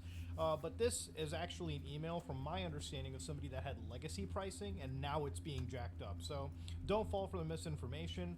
The pricing has always been this case. This is more, at least for me, about digital ownership of stuff that people have bought. So let's get to that real quick. Obviously, a lot of platforms allow you to purchase digital versions, and in this case, Funimation was a platform that didn't necessarily allow you to buy digital copies, but at least it provided you digital versions of copies that you bought in a physical store. So let's get down to it. To give you an idea, Funimation is not some place where you can just go and buy movies and music and television shows or anime, right? You typically, when you go to a store and you buy an actual physical Blu-ray copy of an anime, much like you buy a movie. For instance, I bought John Wick on Blu-ray. Usually on the box it says Blu-ray plus digital. So your purchase involves 2 copies, okay? You get the Blu-ray copy and you also buy a digital version of it. The digital copy is not a whoopsie, here's a little extra, pal. No, it's literally another copy. You actually pay for that copy. Any way to disagree on that, you are wrong. So you get a digital copy and you redeem it on Funimation. So Funimation puts that digital copy in your library. You have paid for this copy. Your copy exists on their server, okay? Now, when asked by Funimation years ago, Funimation literally would even say, how long do I get to keep streaming the digital copy of videos? Even they said forever, but there are some restrictions, and it's not forever, okay? And I looked through their terms of services, and yeah, it's filled with the usual spiel that you can imagine. Subject to the applicable provisions of any additional terms, Funimation, in its sole discretion without advance notice or liability, may immediately suspend or terminate the availability of the service and or content. There has to be laws about this shit, okay? You can't just be like, yeah, you get to keep it forever. Also, without telling you, we just get to yoink it away, okay? You scumbags! You pieces of shit! So yeah, I used the good old Wayback Machine to look at their Funimation end of services, and this page is quietly being sort of buried in their website sitemap as we speak. As part of Crunchyroll's unification of fan services, ain't never seen unification this tight since North and South Korea, am I right, boys? Announced in March 2022, the Funimation app and website will sunset April 2nd, 2024. Rest assured, this transition will not impact your access to the vast library of anime available on Crunchyroll. Alright, so why should I have Crunchyroll? So Funimation does a little bit of glazing. You get an extensive anime collection, okay, congratulations. Simulcasting, okay, you get to watch your anime a little after it comes out in Japan. Exclusive content, ooh, exclusives. The Game Vault? Wait, there's gaming? Hold on, I gotta see these games. Whoa, what is this? Premium mobile games. Yay. Bro, One Punch Man World, Street Fighter Duel? I guarantee you, I bet both my testicles and my firstborn without looking this up, it is 100% a gacha game. Street Fighter Idol and gacha RPG. Of course, you're appealing to the anime people out there. God dang. You know, I roast too much, but to be fair, one of my podcast co-hosts is the ultimate anime man. Offline viewing. Download your favorite anime episodes to watch anywhere. Okay, that's cool. So why is Funimation ending? Funimation, our mission has always been to provide our fans with an exceptional streaming service and access to the largest anime in the world, library in the world. The collaboration between Funimation and Crunchyroll allows us to continue delivering on that mission. Okay, so cool. But the most important thing about it is when people ask, what's going to happen to the content that we had on Funimation? So when somebody asks, what is going to happen to my digital copies? We understand that you may have concerns about your digital copies from Funimation. Yeah, everyone does. These digital copies available were a digital access to the content available on DVDs or Blu-rays purchased. No, bitch. That is another purchase. You actually buy 2 copies. It's not digital access. It's literally another copy you get. In fact, what people would do, and I would never do this personally speaking, because it's haram, but people would just sell unused codes to people online for, you know, pennies on the dollar, just because if somebody couldn't buy the Blu-ray, but they wanted that. Works. And Forsaken are at Bathron's haunt. Very troubling to hear, that is. Very troubling indeed. Adventurer, I have created a cure that I believe will help the afflicted child. Take it to Astronar and give it to the child's parent, Pelturus Whitemoon. To reach Astronar, follow the road south, then east.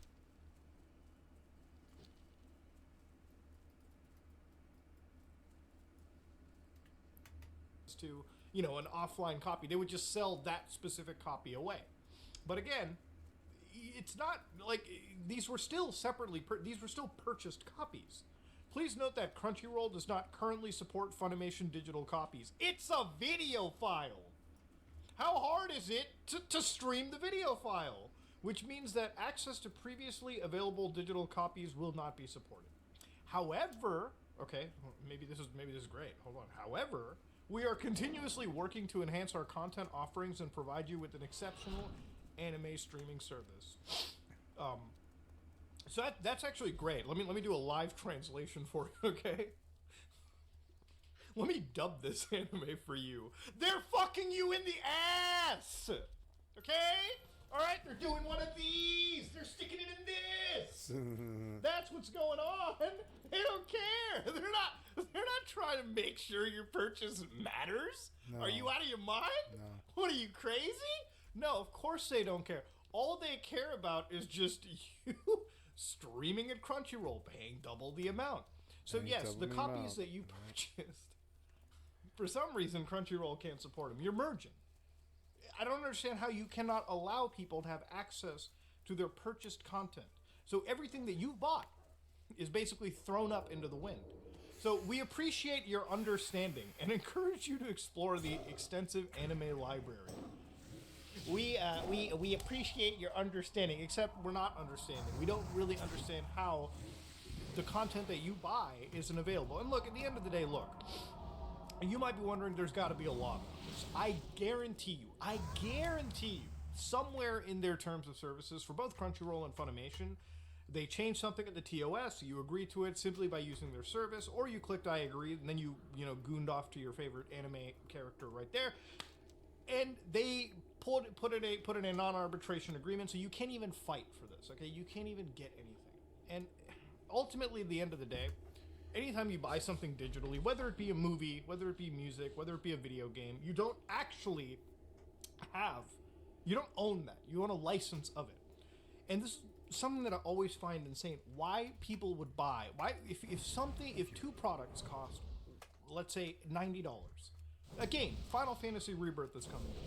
Why would you buy Final Fantasy Rebirth digitally, right, for the same price as you can buy a physical copy of the game, which contains all of the media on the disc, meaning that you can share it with your friends, you can completely be offline, you could get banned, your digital library could be revoked, but they can't revoke your access to that, physical copy. And the same thing can be said for movies and entertainment. Look, I get it. Some people will say it takes up too much space. I can't get off my fat ass and change a disc every once in a while. But look, just relax for a minute, okay? For the same price, you either have access to a digital file on a server, which may be taken away at any given moment, or in most cases, you actually own what you bought. And that's one of the problems that I guess people are coming to terms with over here. At this point, it's not just one or two files being taken off. It's literally an entire service that is sunsetting itself and taking away the purchases that people have built up for years. And if you add up the purchases people have made, it can be hundreds or even thousands of dollars. And again, for Sony, because Sony's running Crunchyroll, how they cannot, how Sony as a service cannot find any peaceful resolution is beyond me. Look, ladies and gentlemen, digital ownership is, without a doubt, one of the biggest issues that I have going forward. Because look, I love playing a lot of older games. Like recently I've been playing through Final Fantasy VII again. Yeah, 7's good. I usually just play the PS1 version, and for me, I'm glad that the PS1 discs are preserved, they're backed up on the internet, they're easily accessible, and with emulators, we can play this game as it originally released, okay? And when it comes to movies, music, media, especially in a landscape where things are constantly being re-edited, retouched, having that original access just means a lot, okay? People who buy this stuff and expect to own there needs to actually be laws. Look, I'm not doubting that at some point physical media will die. It probably will, man. Like, we'll probably be living in a digital-only world where we all have 5G connections and we're downloading 8K video files in a matter of seconds. But by the time we get there, we have to do something about the ownership. We have to do something where people can feel safe giving their money to these services. And when all of it has failed, when everything has crumbled, with no fault of the user, they can still keep access to the video games, the movies, the music, the purchases that they've made, digitally speaking. But yeah, ladies and gentlemen, this is me, Mutahar, and yeah. Wild stuff, man. Yeah, good stuff. Anyways, I got more Genshin Impact nonsense to cover. I am out.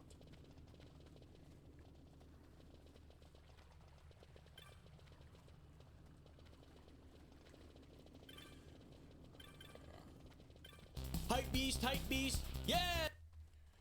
Yes! I love...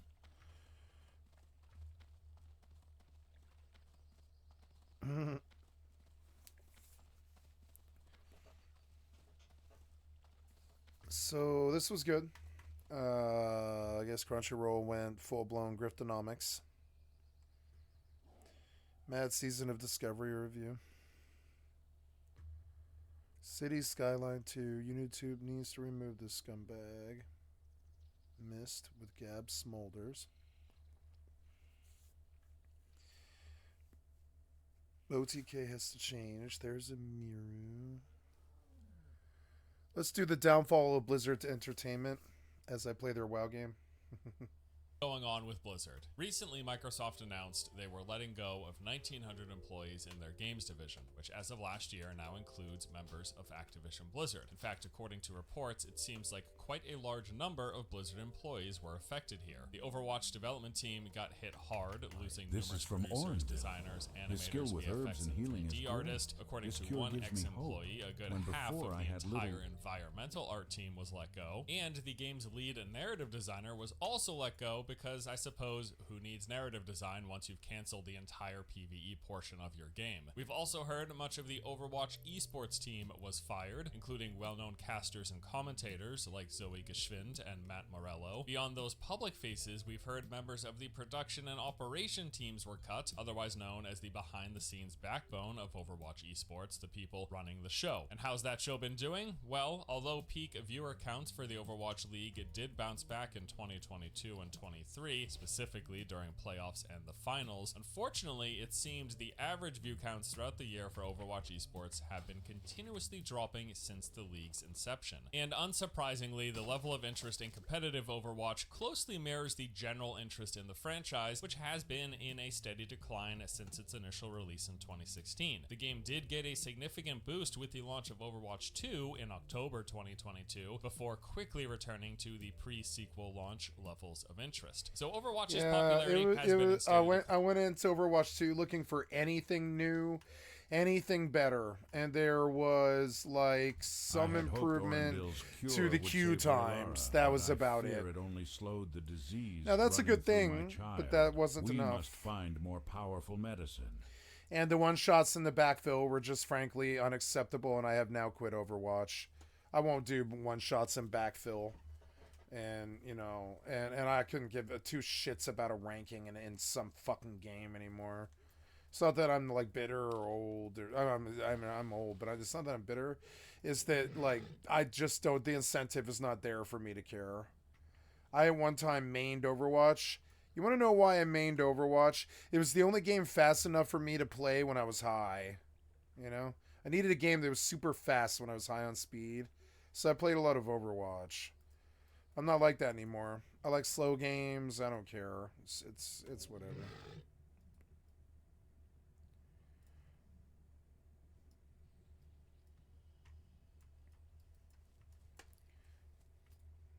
As such, the competitive scene has also been dropping. Now, this coupled with the recent Microsoft merger, any subsequent role redundancies, increased hiring during the pandemic, the entire tech industry constricting post-pandemic, which then comes with a reduction in investor spending, and topped off with Microsoft's desire to make the books look better following its acquisition. All of this, and certainly many other things I've not mentioned, have resulted in the large number of layoffs that we're seeing here in the Overwatch team. And as if that news wasn't bad enough, the firings were not exclusive to Overwatch. Warcraft got hit with confirmed losses, including members of its lore, animation, and franchise development teams. And although I've not yet seen any verified layoffs for the Diablo, Hearthstone, and Star... Is where we get like right now, what I want them to do is I want them to streamline WoW. I want them to optimize it into the ground, and it's like you can't find a problem in the game. You can't find any issues at all. SoD's good, you know, and then I want it ported to Microsoft Xbox Games Pass, which would I want them to offer me a deal to sub to Game Pass for a year and include the World of Warcraft membership along with Diablo 4 Season Pass and like include like a Blizzard Pass or whatever, like, or something like that. I don't know, like, let them figure out the fucking ideas of it. But what I want is I want I want WoW to be on the Games Pass, and then you never have to do anything to download it or hassle with a launcher or anything like that. You can always access it on a controller. I want New World on Game Pass, and I want it on controller. I want these games on controller so that everybody can play with each other on World of Warcraft, and it gets like all the love that it should have gotten, that it has this accessibility across the board to anybody. Anybody can play with anybody on WoW for $9 on a computer a month, you know, or whatever, and it's on Xbox Game Pass, so you get 450 other games on top of it, you know, and all the whole Bethesda suite of everything. Bethesda, Blizzard, Microsoft. I don't want these tycoons to be all united and fucking us in the ass all at once with the triple anus ding dong. I just wouldn't mind if they didn't charge me all the same money and just put it all in one stop, one shop. Because it's like right now I'm subbing to WoW. I don't want to sub to Game Pass. I could pay for 76, but I don't want to. The only reason I would is the storage limit. You know, I would, I mean, because I like the game, but I mean, they haven't released real new content in a while, so it's hard for me to like, the only time I get on 76 is when I'm fiending for it. The same with WoW. Like, I'm getting on WoW because it's current right now. And I did the raid content, which was good, and, you know, I'm excited to be here, and I'm enjoying it. Yeah, is that it? Yeah, the Tyrannus' corpse or whatever. What do we do here? It's like, oh yeah, Tyrannus' journal. Okay, so are you... At least he's lower level. Stop you. Small barnacle clam. Come on, Pearl. Nope. So I don't know what I do here, but just gonna fuck around for a minute and just kind of fuck around, see if I get an activity or a click key thing. I really don't care too much about that, you know. I really wish he would tell me what to do. Destroy Tyrannus' journal. Tyrannus' journal. Tyrannus' journal.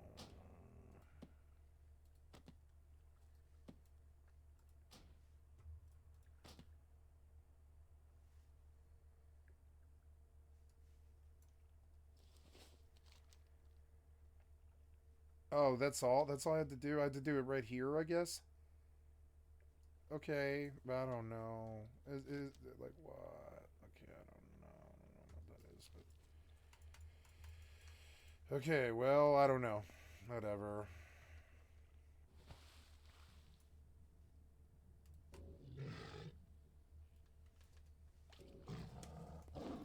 Their game's still fun. It would be more fun on a controller, frankly, I think now.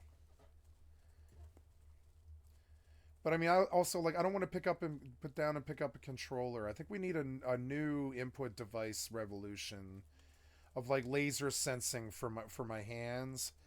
Put, like, lasers all over the place where, like, I can just move my hands and drag my hands when I want something, you know? And I can mimic fishing, and I can mimic pointing, and I can be like, bam, bam, bam, bam, bam with my finger and shoot at somebody. I want a revolution in interface.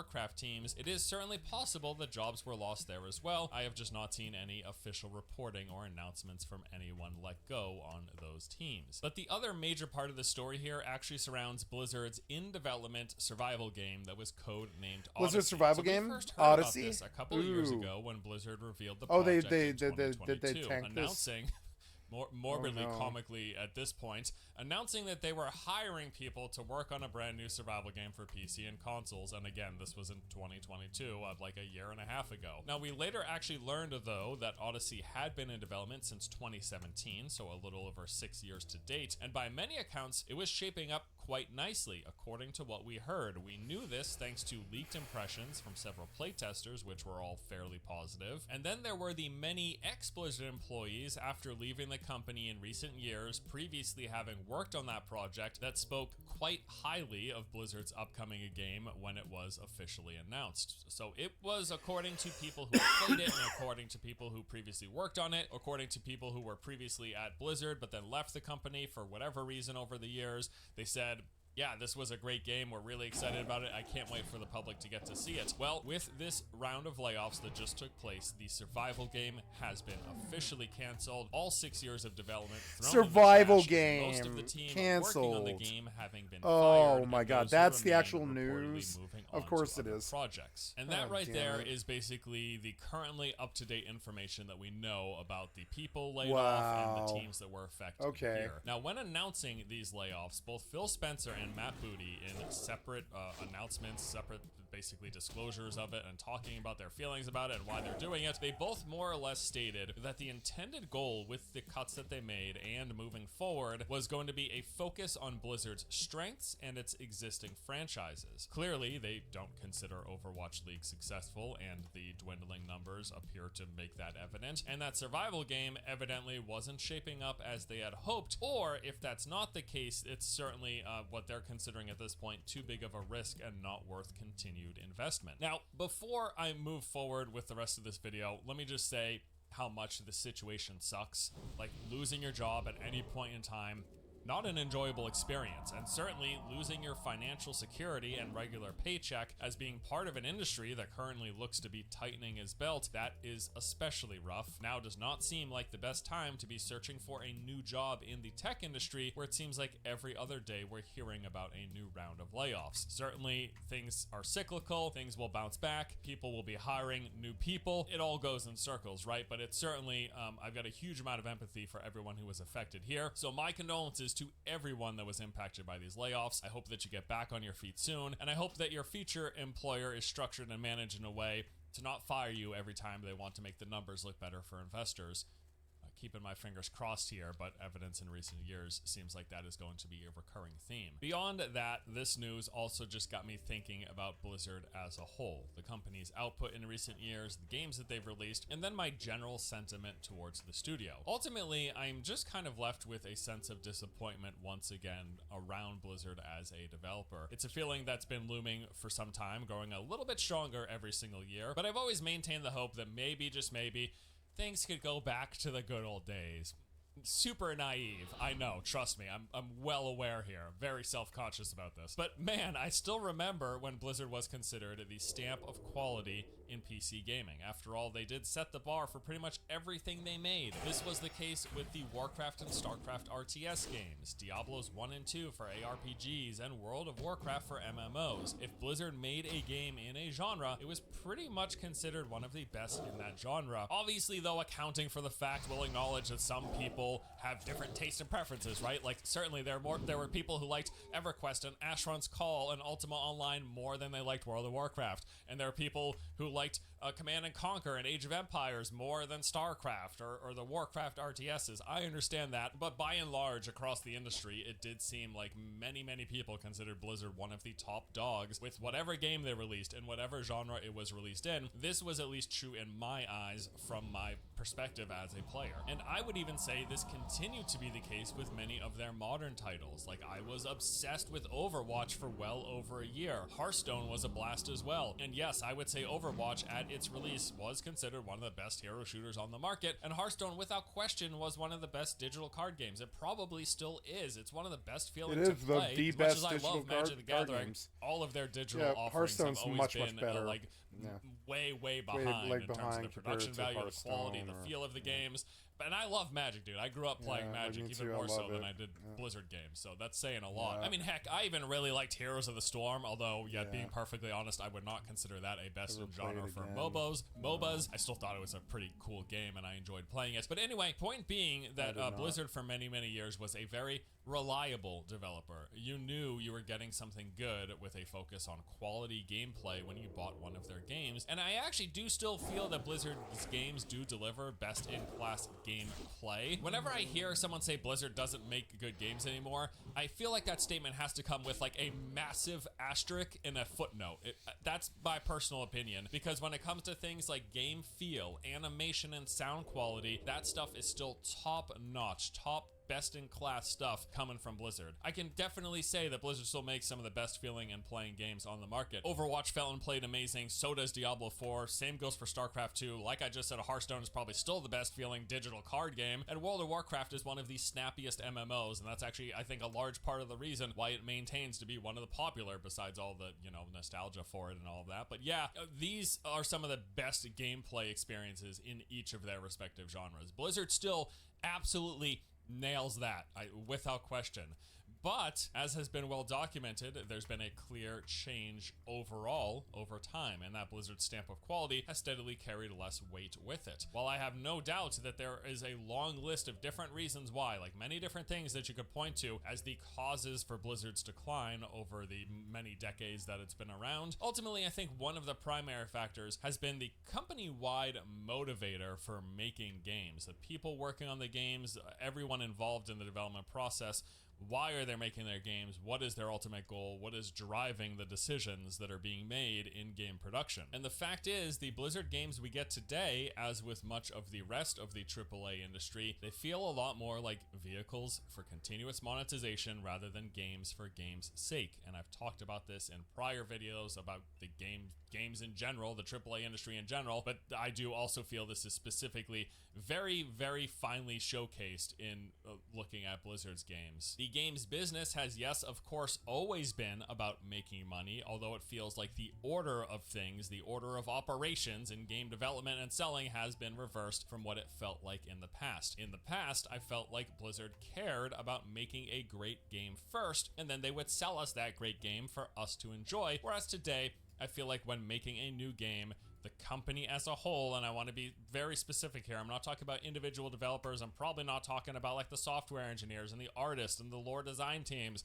I'm realizing that these are all lumped into the umbrella of Blizzard, but there are many, many different attitudes in the game development process because there are many different people involved in the game development process. But as a whole, when we look at the final end product, this is the sentiment that I get. In the past, when Blizzard put out a product, it felt like they cared about that product being as good as it could be. Whereas today, when they're making a new game, it feels like the first thing they're thinking about is how are they selling it and then building the game around that. Like, yes, of course, they still have to make a game that is appealing to people, but it's one of those things where I feel like one of the earliest conversations is, okay, we got a concept for a game, great, how many ways can this be broken up and monetized? Can we sell a battle pass? Can we sell cosmetics? What can we put in the cash shop? How much content can we exclude from launch and then sell it a year later in the expansion? I feel like these are like some of the early conversations that are being had when they're talking about making a new game, and maybe that's part of the reason for the cancellation of the survival game. If it wasn't just outright that they couldn't make a game that they thought was fun and there was high enough quality or whatever their reasoning for canceling it, maybe part of the reason was, I don't know if we can monetize this thing enough. Other survival games aren't monetized enough compared to some of the other genres that we're involved in,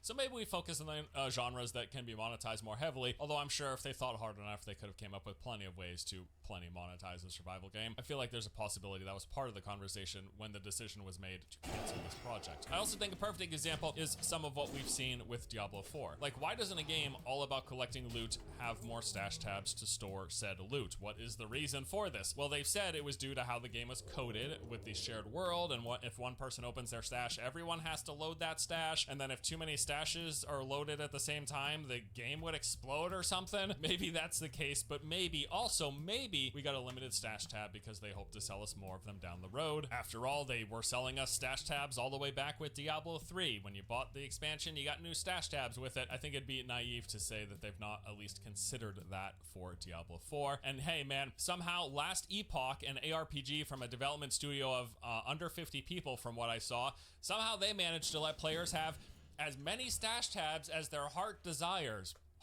It's so weird. I don't know how they do it. Also, you know what? Why doesn't Diablo 4 have cooler looking transmog options in the base version of the game? You know, I think there were like probably 2 sets that I thought looked actually good that I wanted to use on my druid. Well, that might be because they want us to buy the outfits that they have for sale in the cash shop or the one from the battle pass. Speaking of which, yeah, why is there a battle pass in my ARPG? Well, that's of course to provide recurring revenue for the live service portion of the game, mainly its quarterly seasons, which although they've sounded neat and I've shown some interest in them in the past, the fact is they've yet to intrigue me enough personally to revisit the game for more than a couple of days. Most of my playtime with Diablo 4 was at and around launch. I've barely touched it in the season updates. It's just not intrigued me that much. Also, why isn't there more endgame content to engage with besides the Nightmare Dungeons and Hell Tides? I know they added a few little things here and there with those seasons, but the general core of the game, why wasn't there more at release? Well, there will be, without question, when it comes time to sell the expansion, and maybe some of that would have made it into the launch version of the game or into one of these seasonal updates that we're technically paying for. Some of us are paying for by buying the season passes. Maybe some of those big endgame things would have made it into these seasonal updates, but this was all being held back for the Vessel of Hatred because, hey, they need to give us enough incentive with enough alluring new things that entice us enough to come to revisit things that I haven't been enticing enough for me to revisit the seasons, the big things, the blockbuster things. They're saving it all to sell it in the expansion. We're getting the new class, we're getting certainly other endgame activities. There's of course the new content areas, new quest lines, all of that stuff. And maybe some of this was ready for launch or would have been here shortly after launch with these seasonal updates, but was not included. Or maybe not, we'll never know for sure, but the way these games are dissected and monetized, it does leave us, I think, with a very reasonable uncertainty. We'll just never know, and this possibility is absolutely there. And then we've got things like, you know, Overwatch 1 with its loot boxes that helps popularize. It certainly wasn't the first game to have loot boxes. I think that honor and distinction, in the West at least, probably goes to Counter-Strike, right? But Overwatch 1 with its loot boxes certainly helped boost its popularity and then eventually boost its regulation. Overwatch 2 being a rebranding of that first game with, from what I've heard, by all accounts, arguably much worse monetization, as people in the past could have mostly played for free, and even with loot boxes as crappy as they are, even with the loot boxes, many people were able to eventually collect all the skins. Nowadays, playing for free, it's pretty much going to be impossible to do that in Overwatch 2. Hearthstone, after all, heck, it's as much as I loved it, it's a digital collectible card game without the benefit of being able to resell the things that you buy. With physical Magic, if I buy a really rare card, sometimes that gains value over time. I've started playing back in Urza Saga, and some of those cards are worth a heck of a lot of money, and I knew people who had, you know, the Power 9 in their collection when I started playing, which if you don't know, those are the cards in Magic that are worth like many thousands of dollars. So yeah, the great thing about physical card games is that although you're spending money on these cards, you can actually make money from it. Well, Hearthstone, we don't have to talk about how kind of crappy that monetization is because you're just pouring money into this digital card game and you'll never get any value back from it. So there you go. And then of course World of Warcraft, you know, that went from being one of the few MMOs that strictly had a monthly sub, which was, I think, a badge of honor as the MMO genre started to slowly shift over time. But over time, and as time has continued to go on, well, WoW has also started to shift. Now they're selling a wide range of stuff in a cash shop. They sell mounts, they sell pets, they sell transmogs, they sell services like character transfers, faction name and race changes. And then of course there is the WoW token, which lets you exchange real money for gold in World of Warcraft. And don't you even get me started on Diablo Immortal's just horrendous monetization scheme tied directly to player power and progression. I realize that is a mobile first game and that is not uncommon for mobile games, but it is nevertheless really disheartening to see slapped the Diablo franchise name on that sort of monetization setup. Now, I'm also want to make it clear here, I'm not laying all this specifically solely at the feet of Blizzard, right? Okay? This trend of monetize first is an industry-wide thing in the AAA space, at least. I'm well aware, especially as someone who regularly consumes live service games and MMOs, Blizzard is not the only one doing this stuff. In fact, they're not even the worst, not by a long shot. I wouldn't consider Blizzard one of the worst companies when it comes to online game monetization. But the thing that gets me personally is that I've been around long enough and enjoying Blizzard games to have seen the shift occur for most of their franchises. I have watched Warcraft and Diablo in particular over the past 30-something years morph from those games first to monetization first designs that we see today, and I think that's just where my disappointment stems from. While some other long-standing video game franchises have maybe stayed more true to their roots, you know, Zelda fans got Breath of the Wild, Metal Gear fans got MGS5, Souls fans got Elden Ring, and the many Souls spin-offs. Me, after being a fan of Diablo and Warcraft for 3 decades, I got Immortal, Diablo 4, Warcraft Rumble, and the WoW token. That's what I got. And now here we are with this Microsoft acquisition, with this recent round of layoffs, with most of the studio's founders having left over the years, and the cancellation of Odyssey on top of a new president whose prior role was Call of Duty general manager. I'm just not sure what this means for the future of Blizzard, although I don't suspect we're going to see a massive change in direction. If anything, it looks like they will be going full steam ahead with continuing to add more layers of monetization to the franchises that I grew up loving. I do suspect that they will continue to make good games that look good and feel great to play, and so long as the value seems worth it, sure. I played Diablo 4 for like 300 hours, $70, 300 hours of gameplay. I thought that was an overall enjoyable experience. It was certainly worth the money for time, for entertainment value in exchange for dollars, right? But whether it's fair or not, a lot of people were expecting a lot more and hoping for a lot more out of Diablo 4, and they simply have not yet really delivered. And yeah, I still lament us not living in the world where Diablo, Warcraft, and StarCraft got the same treatment that the Zelda, Metal Gear, and Souls franchises have gotten over the years. Maybe another time in another universe. My ultimate hope here is that the people who are still employed at Blizzard, and I want to continue to make this clear distinction, there is a big difference between a lot of the people who are the boots on the ground, working day in and day out on making these games. I'm certain most of them gotta fairy fire the rogues. I forget I even have it. Games. They just so have annoying. to then also balance that against the unquenchable thirst for rising profits. Super fun stuff. That does it for today's video. Thank you all for watching as always. I'll see you next time. I don't know why I didn't get a bleed on him. I don't really understand that. I mean, I don't know. Here we go. It is Tucker Carlson interviewing Vladimir Putin. Boy, no thanks. No thanks. Sorry. Just sounds like rage bait.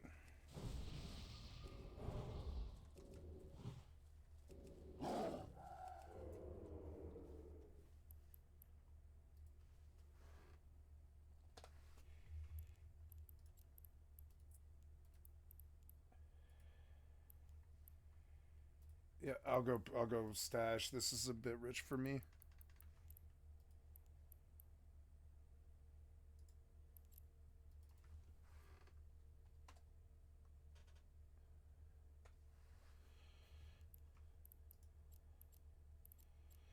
Okay, and so there's that. I got my drone. I'm gonna go dump because it was some good money. You know what I'm saying?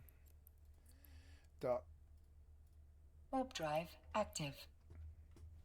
Yep, good shit. He was a good guy. Or gal, whatever the case may be. And so yeah, gotta get around. And I'm going north, yeah.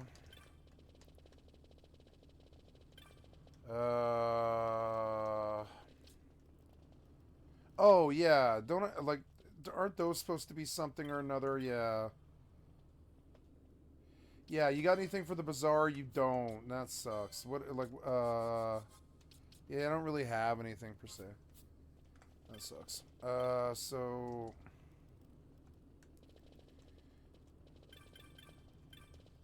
Storehouse 5. No, that's not what I want though.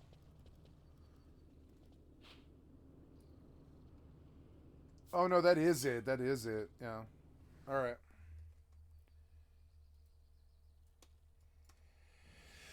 Okay, so gotta make sure pop out.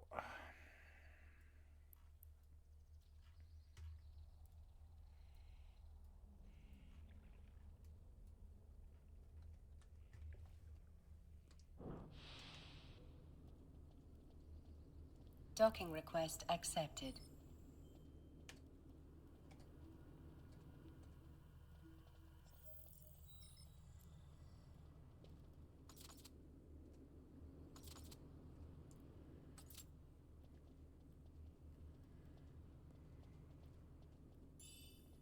Two potions and something or another. Garum Scythe Waterway. Gonna compress and dump. This was a good haul here. 30 million profit, and I got to put 10 in his pocket, like, right away. Everybody fucking wins. You know what I'm saying? It's fucking sweet. Stack all. Sitting on 114 here. Gonna stuff the miasmos. Completely full. Yeah, there you go. Yeah, and yep, 43 sitting here. We're gonna get right back out on the belt, and I'm just gonna sit here. Undock.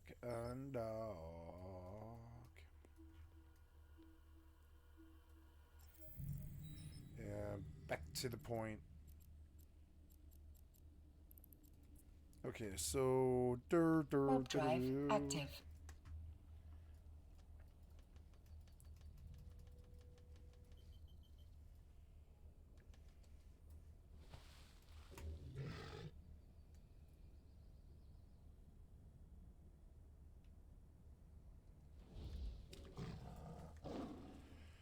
Does this mean it's over for Blizzard?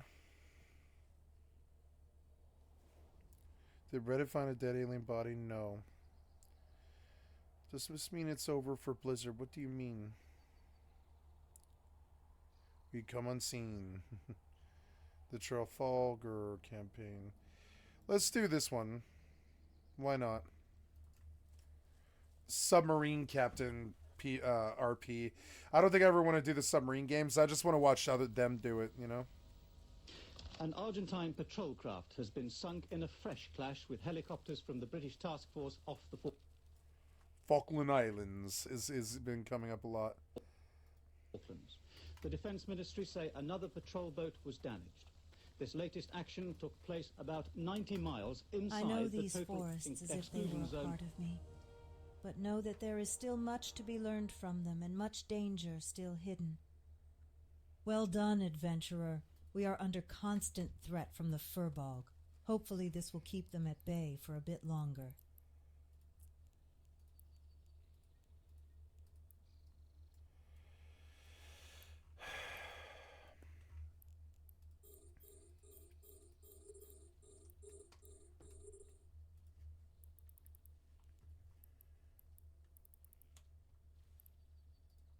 North of East Falkland at about 4 o'clock this morning, London time.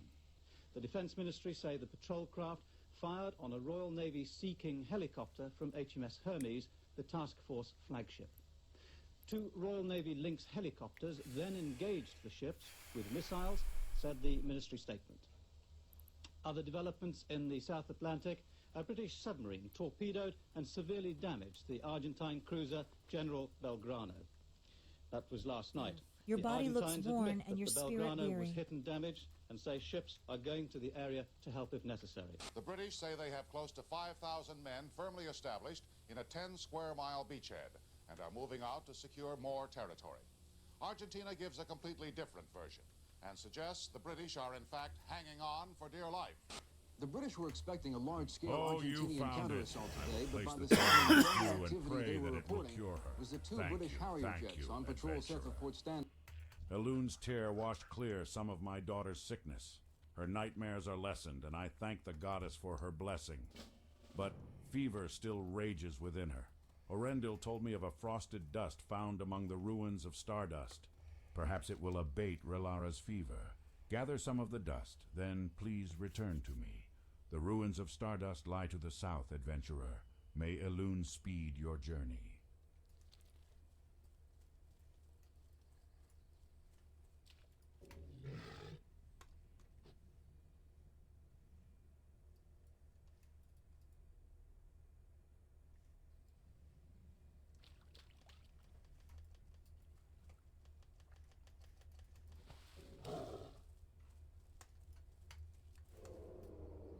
severely damaged an Argentinian patrol boat.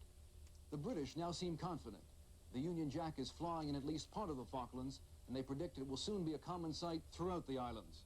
As word of the Argentine defeat leaked out in Buenos Aires, thousands of demonstrators began to gather outside the presidential palace. President Galtieri was scheduled to make a speech trying to explain the Falkland developments, but the demonstrator, as many as 5,000 of them, began screaming, "Traitor, traitor," and this is the end of the military dictatorship. A Soviet flag at half-staff, a symbol of mourning for Leonid Ilyich Brezhnev, President of the Soviet Union, General Secretary of the Communist Party, for 18 years, the power behind those Kremlin walls. Good evening, this is the CBS Evening News. Dan Rather reporting. The death in Moscow of Leonid Brezhnev, 39 days before his 76th birthday, came as no real surprise. He had been very ill for several years, reportedly suffering from a stroke, cancer, and heart trouble. But as expected as the death may have been, it nevertheless had a stunning impact around the world. For Leonid Brezhnev was a powerful man, and whoever inherits that mantle of power will influence the events of the world.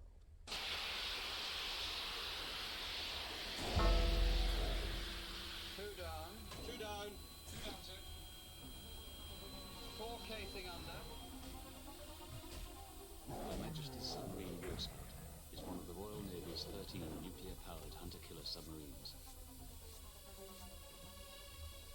Its role in wartime would be to hunt and to sink Russian submarines. My fellow Americans, I'm coming before you tonight about the Korean airline massacre. The attack by the Soviet Union against 269 innocent men, women, and children aboard an unarmed Korean passenger plane. This crime against humanity must never be forgotten, here or throughout the world. For the West, though, it still leaves important questions unanswered. The government has announced a 14-day ban on flights in or out of Britain by the Soviet airline Aeroflot, beginning on Thursday. The action is expected to be followed by other NATO countries. Thomson Holidays, who use Aeroflot for their summer package tours, have cancelled all holidays to Russia until September the 28th. American jet fighters have flown...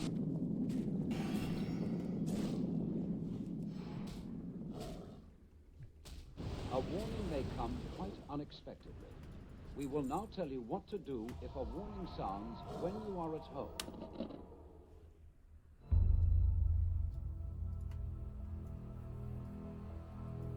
The year is 1984. The day is the 23rd of December. Captain Edward Cook of the Royal Navy stands on the dockside at Faslane, anxiously checking his watch. He is in command of HMS Trafalgar, one of the United Kingdom's precious few nuclear submarines, and he's about to go to war. Wait, is this... I thought this was a video game playthrough. It is. I was just making sure. Thank you, Sorcerer Dave, for the excellent content from a stream. I'd like and sub to your channel. Very professional opening. Impressed me. Very serious. Finally done the unthinkable. Very good cut of history. It really blew me away on a video game. Some of the best production value I've ever seen on a video game video. T-72s are already rolling through the fold again. He covered the whole fucking thing, every inch of the truth of it. And what happened. Before smartphones and tablets. Trafalgar. And the internet itself is only yeah. a year old. Since nobody has time to turn on a radio right now, very few people actually know what's going on. With the diplomatic crisis rapidly deteriorating, most of Britain's fleet is already at sea. However, Trafalgar has remained in port while engineers desperately rush to fix some gremlins in the submarine's all-important hydraulic system. Trafalgar is what's referred to as an SSN, an attack sub. Unlike the ballistic missile submarines which contain Britain's nuclear deterrent in the form of Polaris missiles, Trafalgar carries no nuclear warheads, and instead has the unenviable job of locating, engaging, and sinking Soviet shipping, primarily other Soviet submarines. Cook's wife, along with the wives and girlfriends of virtually the entire crew, also live in and around Faslane. As the captain makes his way down the hatch, wondering if he'll ever set foot on dry land again, Mrs. Cook and their 2 children are in the process of assembling an impromptu fallout shelter within their own home, as per government instructions. Because the crew of HMS Trafalgar will be at sea if the conflict escalates to the use of nuclear weapons, they might be considered some of the lucky ones, as they'll be safely out of the way. However, not a single one of them sees it that way.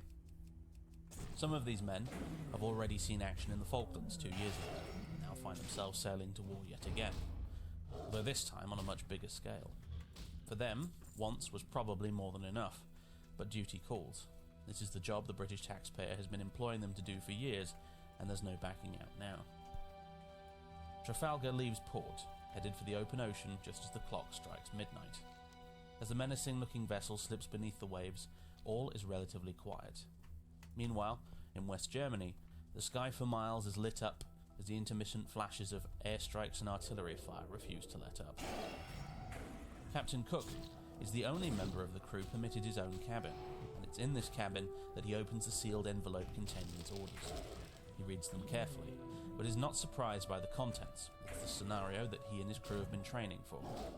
Even as Trafalgar quietly makes its way northwards past the Scottish coast, Soviet submarines are rushing out of their bases in the Arctic, and together will make a dash for the North Atlantic Ocean, where they hope to intercept NATO shipping, which carries vital supplies, equipment, troops and weapons from the United States to Europe. Ed Cook's job is an unenviable one. He must place his submarine in the small gap of ocean between Iceland and the UK and attempt to do his very best to destroy as many of the dozens of Soviet vessels coming towards him as he possibly can. Oh my god. He will be outnumbered, outgunned, and at times even outmaneuvered, but he refuses to be outdone. Trafalgar Goddamn has the right. first of the newest class of submarines produced for the Royal Navy. But nobody got the It's best of fast, me. It can dive extremely deep, and is extremely quiet. With this cutting-edge technology, the exceptional training of his crew, the grace of God, and a pinch of luck, Ed Cook and his crew might just survive.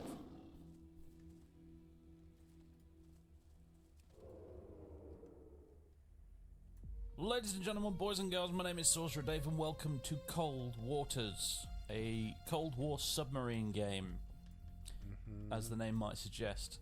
In it, you take command of a Cold War era sub and fight in the World War III that never really happened, as we take out our submarine to the North Atlantic and battle the Soviets underneath the waves.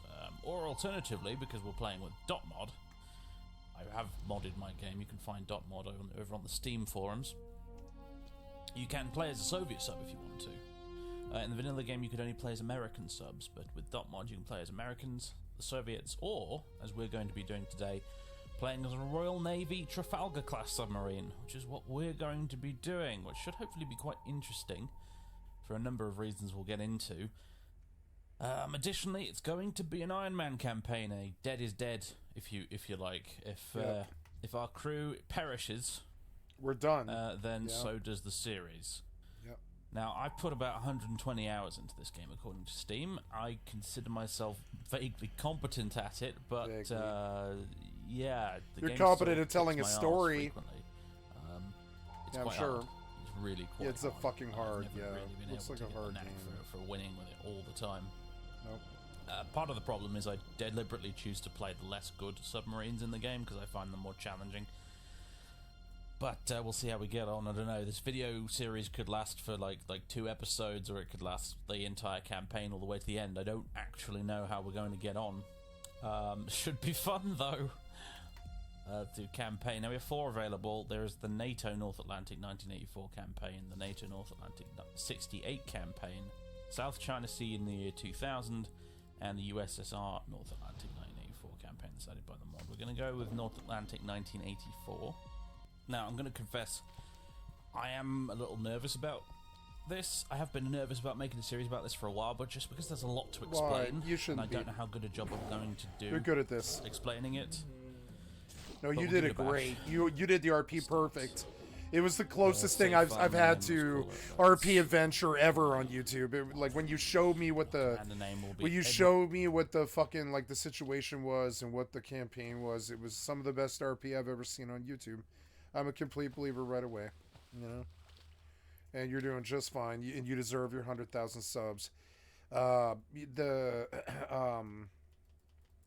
It's difficult to be a submarine captain and be successful, but if you crave success, you yearn for it, and you publish videos, you'll do fine. If people get addicted to your stuff, yep. as introduced Edward hopefully Cook. in the video intro. The Sales of Edward Cook. That I The Voyages of actually Edward made Cook. yet, but there you go. Submarine That's some Trafalgar behind-the-scenes class. knowledge for you. Start. Yeah, it's good shit. Right, we get to choose our submarine, and there's a Trafalgar. wide variety of them available. Most of them American, because, of course, as I said, in the original game, you can only play as the Americans, unmodded. You got the Skipjack, the Permit, the Sturgeon, the Narwhal, the Los Angeles, and here's what we want: Trafalgar-class nuclear attack submarine, which I love because it looks like a big derpy whale. It's got a little eye and then a mouth at the front. It amuses me. That's all I'm going to say. Anyway, so what do we need to know about the Trafalgar? Well, these are the weapons it carries. It carries UGM-84 Harpoon missiles, which you fire out of a torpedo tube. They go close it out of the tube. My door's open, guys. I'll be and they right break back. through the surface of the water, and then they go flying off to attack a ship with. I don't use them very often because I find that the submarine can't carry enough and launch enough missiles to really actually do enough damage. Because enemy ships will have things called close-in weapon systems, which are able to intercept those missiles and shoot them down. We have Tigerfish torpedoes, which are really quite dreadful as torpedoes go. They're wire-guided torpedoes to begin with. They're wire-guided as in they literally have a wire attached to the torpedo, which uncoils inside the submarine as it goes out many kilometers out. So basically a guy inside the submarine can manually guide the torpedo's path with a controller of some description. Sounds mad, but I promise you it's true. They actually have a wire thing. Yeah, I bet it works. That's how it works. That's how it works. Yeah, why not? And we also manually have steer the torpedo. Mark 8 Mod 4 torpedoes. These are torpedoes of World War II vintage. The Royal Navy was still using them in 1984. In fact, rather famously, in 1982 in the Falklands War, HMS Conqueror sank the General Belgrano using a spread of Mark 8 Mod 4 torpedoes. In this game, we will probably never use them. I will bring some along, but we will probably never use them because the Soviets are much better at detecting us than the Argentinians were. And getting close enough to use the Mark 8s is probably never going to actually happen without us being spotted. And if we get spotted, that's really bad.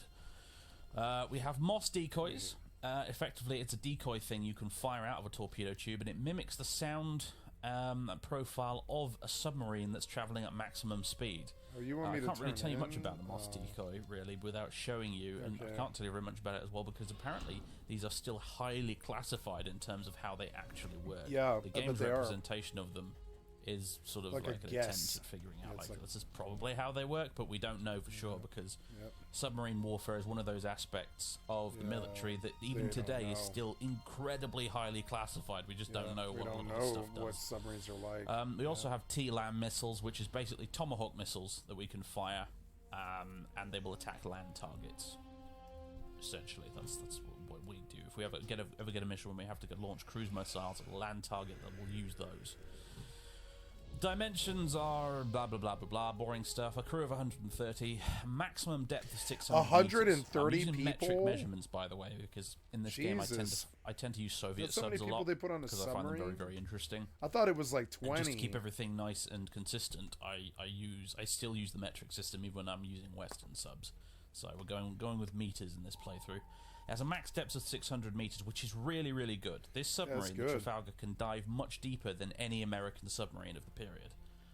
It can go about as deep as any Russian sub, I think, as far as I'm aware.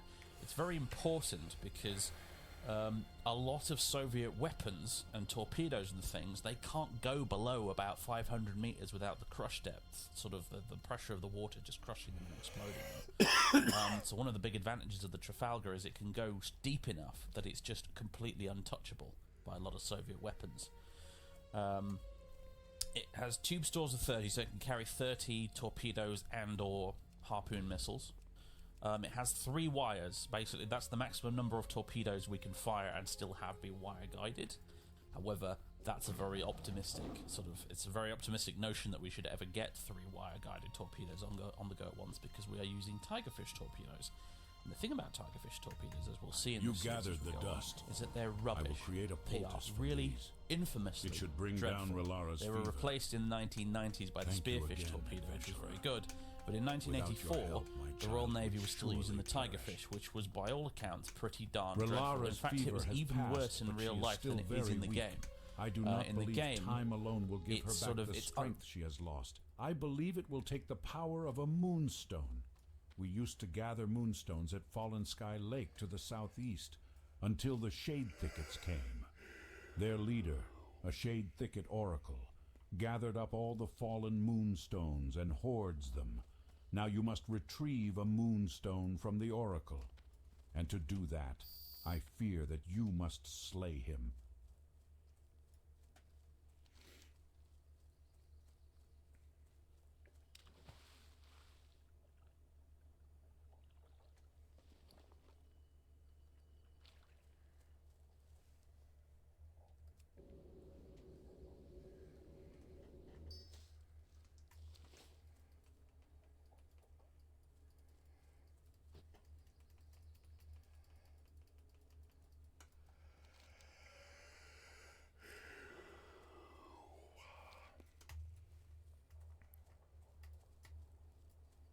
That the wire on it breaks incredibly easy. I think it has like a 70% chance for the wire to just snap and the torpedo will go off completely unguided. In real life, it was even more unreliable because it would do all sorts of other things, probably like run too deep or run too shallow at the wrong depth and do all sorts of other silly nonsense. It was a legendarily bad torpedo. The reason why HMS Conqueror used these World War II torpedoes to attack the General Belgrano is because the tigerfishes are so crap. He didn't want to risk using one.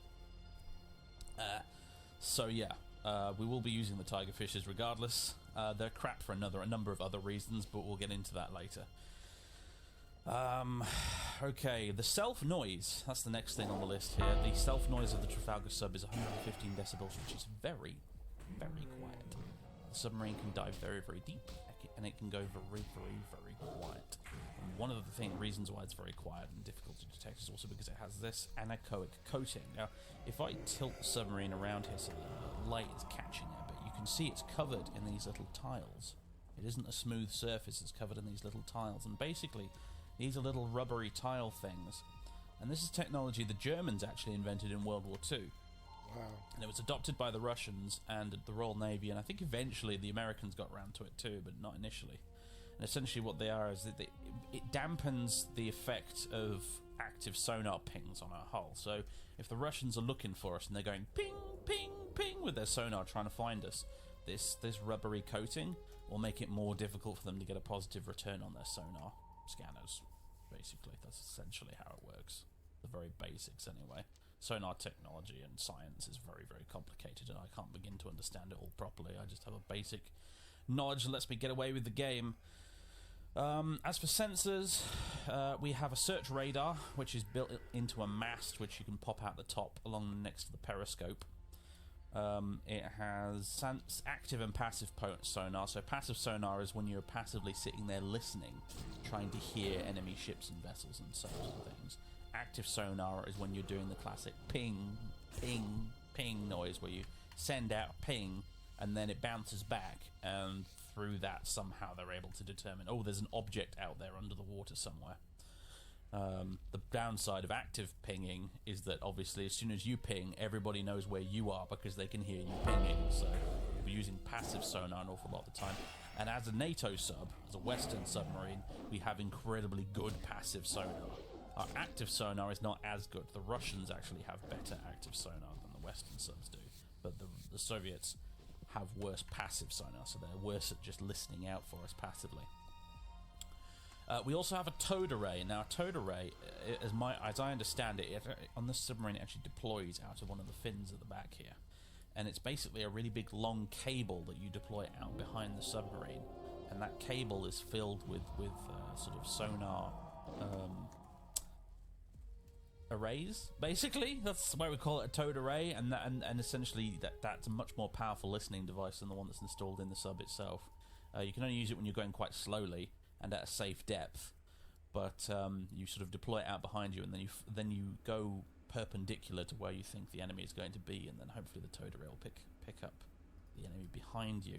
And one of the other things it can give you is the ability to detect things that are behind you, because sonar doesn't work backwards like this. There's a cone behind every submarine where sonar can't hear anything. It's called your baffles, basically. It's sort of back behind the propeller here, and I'm not totally sure whether it's to do with the angle that the sonar thing is mounted, or if it's simply the fact that the sound of your own engines drowns everything out. But basically, in a cone behind you, normally you can't hear anything, but if you've got a towed array deployed behind you, you can hear behind you. So that's an important piece of technology that we will be making use of. There are some notes here. The Trafalgar class was designed in the early 1970s during the Cold War as a refinement of the preceding Swiftsure class, including HMS Dreadnought. The Trafalgar class are the fifth class of nuclear-powered fleet submarines to enter service with the Royal Navy. The first of the class, HMS Trafalgar, was ordered on 7th of April 1977 and completed in 1983. The last, HMS Triumph, was ordered on the 3rd of January 1986. Have you seen the befouled water elementals in our lake adventure? All 7 boats of the class were built and completed by Vickers sight, Shipbuilding but I do not know where they are coming from. Shipyard. Your name has been First 3 mentioned in boats of the conversations Trafalgar class were past. completed by Perhaps you could 1985. help me with this problem. With their original the first thing sensor we fit must learn of is who sonar is in 2020 control and of these sonar elementals. 2026. Take this divining I believe scroll. one or It two can of these determine the boats are still creator in of these service elementals. today, mostly But as you will training need something vessels, from them I think. to use as a reagent to focus Scroll's magic. Their I think bracers should do the nicely. the A sub few that intact replaced this bracers from eventually the was the creatures should astute be class. enough. The other bracers will be useless for our purposes, But there they are one may or be two worth Trafalgars something still, to a merchant you know, if you floating wish to about. sell them. Once you have the intact According to bracers, attempt this, to there use should the be scroll. only 2 of these Return active to me in with the 1984. results, and we shall I proceed don't know if from the there. game actually takes that into account, though, so anyway. This is the sub we will be captaining. I know that intro was a bit lengthy, but I felt like I said, there's a lot to explain here if you're someone who doesn't really have much familiarity with submarine warfare. I don't want to just play this and assume that everybody watching, knows what I'm talking about. So let's go. Okay, Comsubplant, Commanders of Submarines Atlantic, I think that's short for. New command assignment. Effective meaning that you are hereby assigned command of the Trafalgar class vessel, HMS Trafalgar itself. Nice. We've got command of the first of its class. Congratulations and good luck on your new command. Accept. Right. Now we've got a bit of background. What will Reaganism mean for US foreign relations? New President-elect Ronald Reagan has begun his term in office by taking a harsh stance against the Soviet Union. The former Californian governor, once a Democrat, is reputed for his anti-communist stance and for rooting out communist sympathizers in Hollywood in the 1950s. Sounds like a delightful man. The new US president is regarded with suspicion in the Kremlin. Politburo sources claim that President Reagan is regarded as somewhat of a cowboy. His presidency risks spurring controversy and conflict instead of a continuation of the more detente-oriented politics, or some policies rather, of Jimmy Carter. Brezhnev's legacy, stagnation and paranoia. Analysis. The death of General Secretary Leonid Brezhnev is sure to result in considerable debate behind the Kremlin walls. The last decade has been one of stagnation and increased bureaucratization of the Soviet colossus. An unnamed diplomatic source was quoted in a recent Time article stating that the constant provocations from the Reagan administration have created an elevated and permanent anxiety concerning American aggression within the Politburo. President Reagan should think this over. It is dangerous. Provoking the bear, is Reagan pushing too hard? Spoilers, he probably is, otherwise we wouldn't have a game to play. With the recent announcement of the Strategic Defense Initiative, SDI, the Star Wars project as it was called, several independent political and security analysts are expressing a growing concern that the Reagan administration may be pressing the Soviets too hard. Tensions between the Soviet Union and the US are continually increasing. Military spending, followed by President Reagan's denunciation of the Soviet Union as an evil empire, raises the question of just how the Kremlin will react. Soviets down civilian airliner. This really happened, by the way. International outrage as the Soviet Air Force shoots down a Korean Airlines aircraft over the Sakhalin Islands. All 269 passengers and crew aboard were killed. The Politburo issued a statement claiming that flight KAL 7 was on a spy mission on behalf of the United States. We regard this as a deliberate provocation to test our military preparedness, or even attempt to provoke a war, the Secretary of Ministry of Defense said. Tensions between Washington and Moscow are now elevated to a degree not seen since the Cuban Missile Crisis in 1962. Overall, military readiness is heightened as NATO exercises in the Pacific and Atlantic are denounced by the Soviet Union as deliberate imperialist provocations. NATO did carry out a naval exercise in 1983, I think. I think it was called something Safari, Ocean Safari, was that it? I think that's what it was called. They did do one in 1983, so that's actually telling the truth. Pershing missiles deployed in West Germany. Deployment of the new Pershing 2 nuclear ballistic missiles has commenced in locations around West Germany. The introduction of this upgraded medium-range tactical nuclear missile into the United States arsenal has already been the cause of considerable controversy between NATO and the Warsaw Pact, as well as within Germany itself. Independent political analysts agree that the continuous escalation of the arms race, each side's fears that the other side the strong anti-Soviet rhetoric of the Reagan administration all adds up to a volatile situation. Moscow's latest threat to withdraw from further arms control negotiations is seen as a particularly disturbing turn of events. The question looming over Europe is how the Soviet Union might react should it consider its diplomatic options to be exhausted. Soviets thought nuclear drill Able Archer was real. This also happened. In a congressional hearing today, the director of the Defense Intelligence Agency, Lieutenant General James B. Williamson, told the Senate the DIA's assessment of Soviet response to the NATO Able Archer 83 exercise, which was held last November. General Williamson told a story that is a little too close for comfort. The DIA has concluded that the Soviet Union, for a short while, actually believed the United States was preparing for a first strike nuclear attack, using the exercise as a cover. Thus, Soviet strategic nuclear forces were placed on high alert for at least a week. A strong reaction corroborates the strained diplomatic relations between the US and the Soviet Union. Years of terse anti-communist rhetoric, deployment of advanced new nuclear weapons, and the outspoken ideological friendship between President Reagan and British Prime Minister Thatcher is said to have caused considerable fear among the Soviet leadership. 27 silver for that. There you go. In real life, this didn't happen. Soviets attack, war declared. Soviet infantry and armoured units, supported by strike aircraft, have today stormed through the Fulda Gap region of West Germany, penetrating the inter-German border in a surprise attack. Initial negotiation attempts rapidly broke down, and a state of war has officially been declared between NATO countries and the Soviet Union. NATO losses are reportedly high. In the United States, military forces have been fully mobilized and convoys loaded with men, materials and arms have already begun to cross the Atlantic. President Reagan addressed the nation stating the full might of the United States Army, Marines, Air Force and Navy will be brought to bear on this unprovoked attack.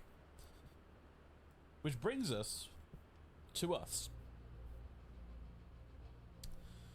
We're docked at Faslane, which is where one of the bases, the Royal Navy base, most of its subs out of, I think.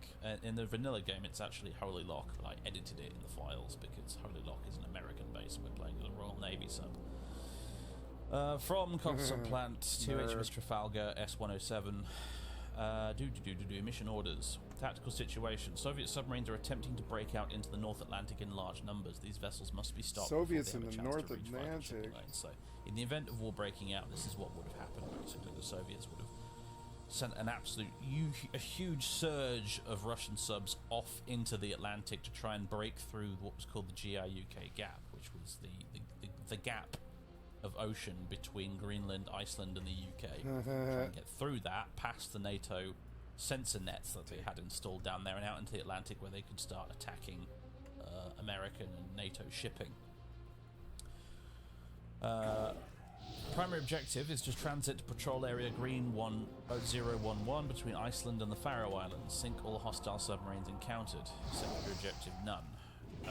Rules of engagement: warning yellow, weapons free on designated targets. MCON, so missions control some things, basically maintain radio silence until otherwise directed.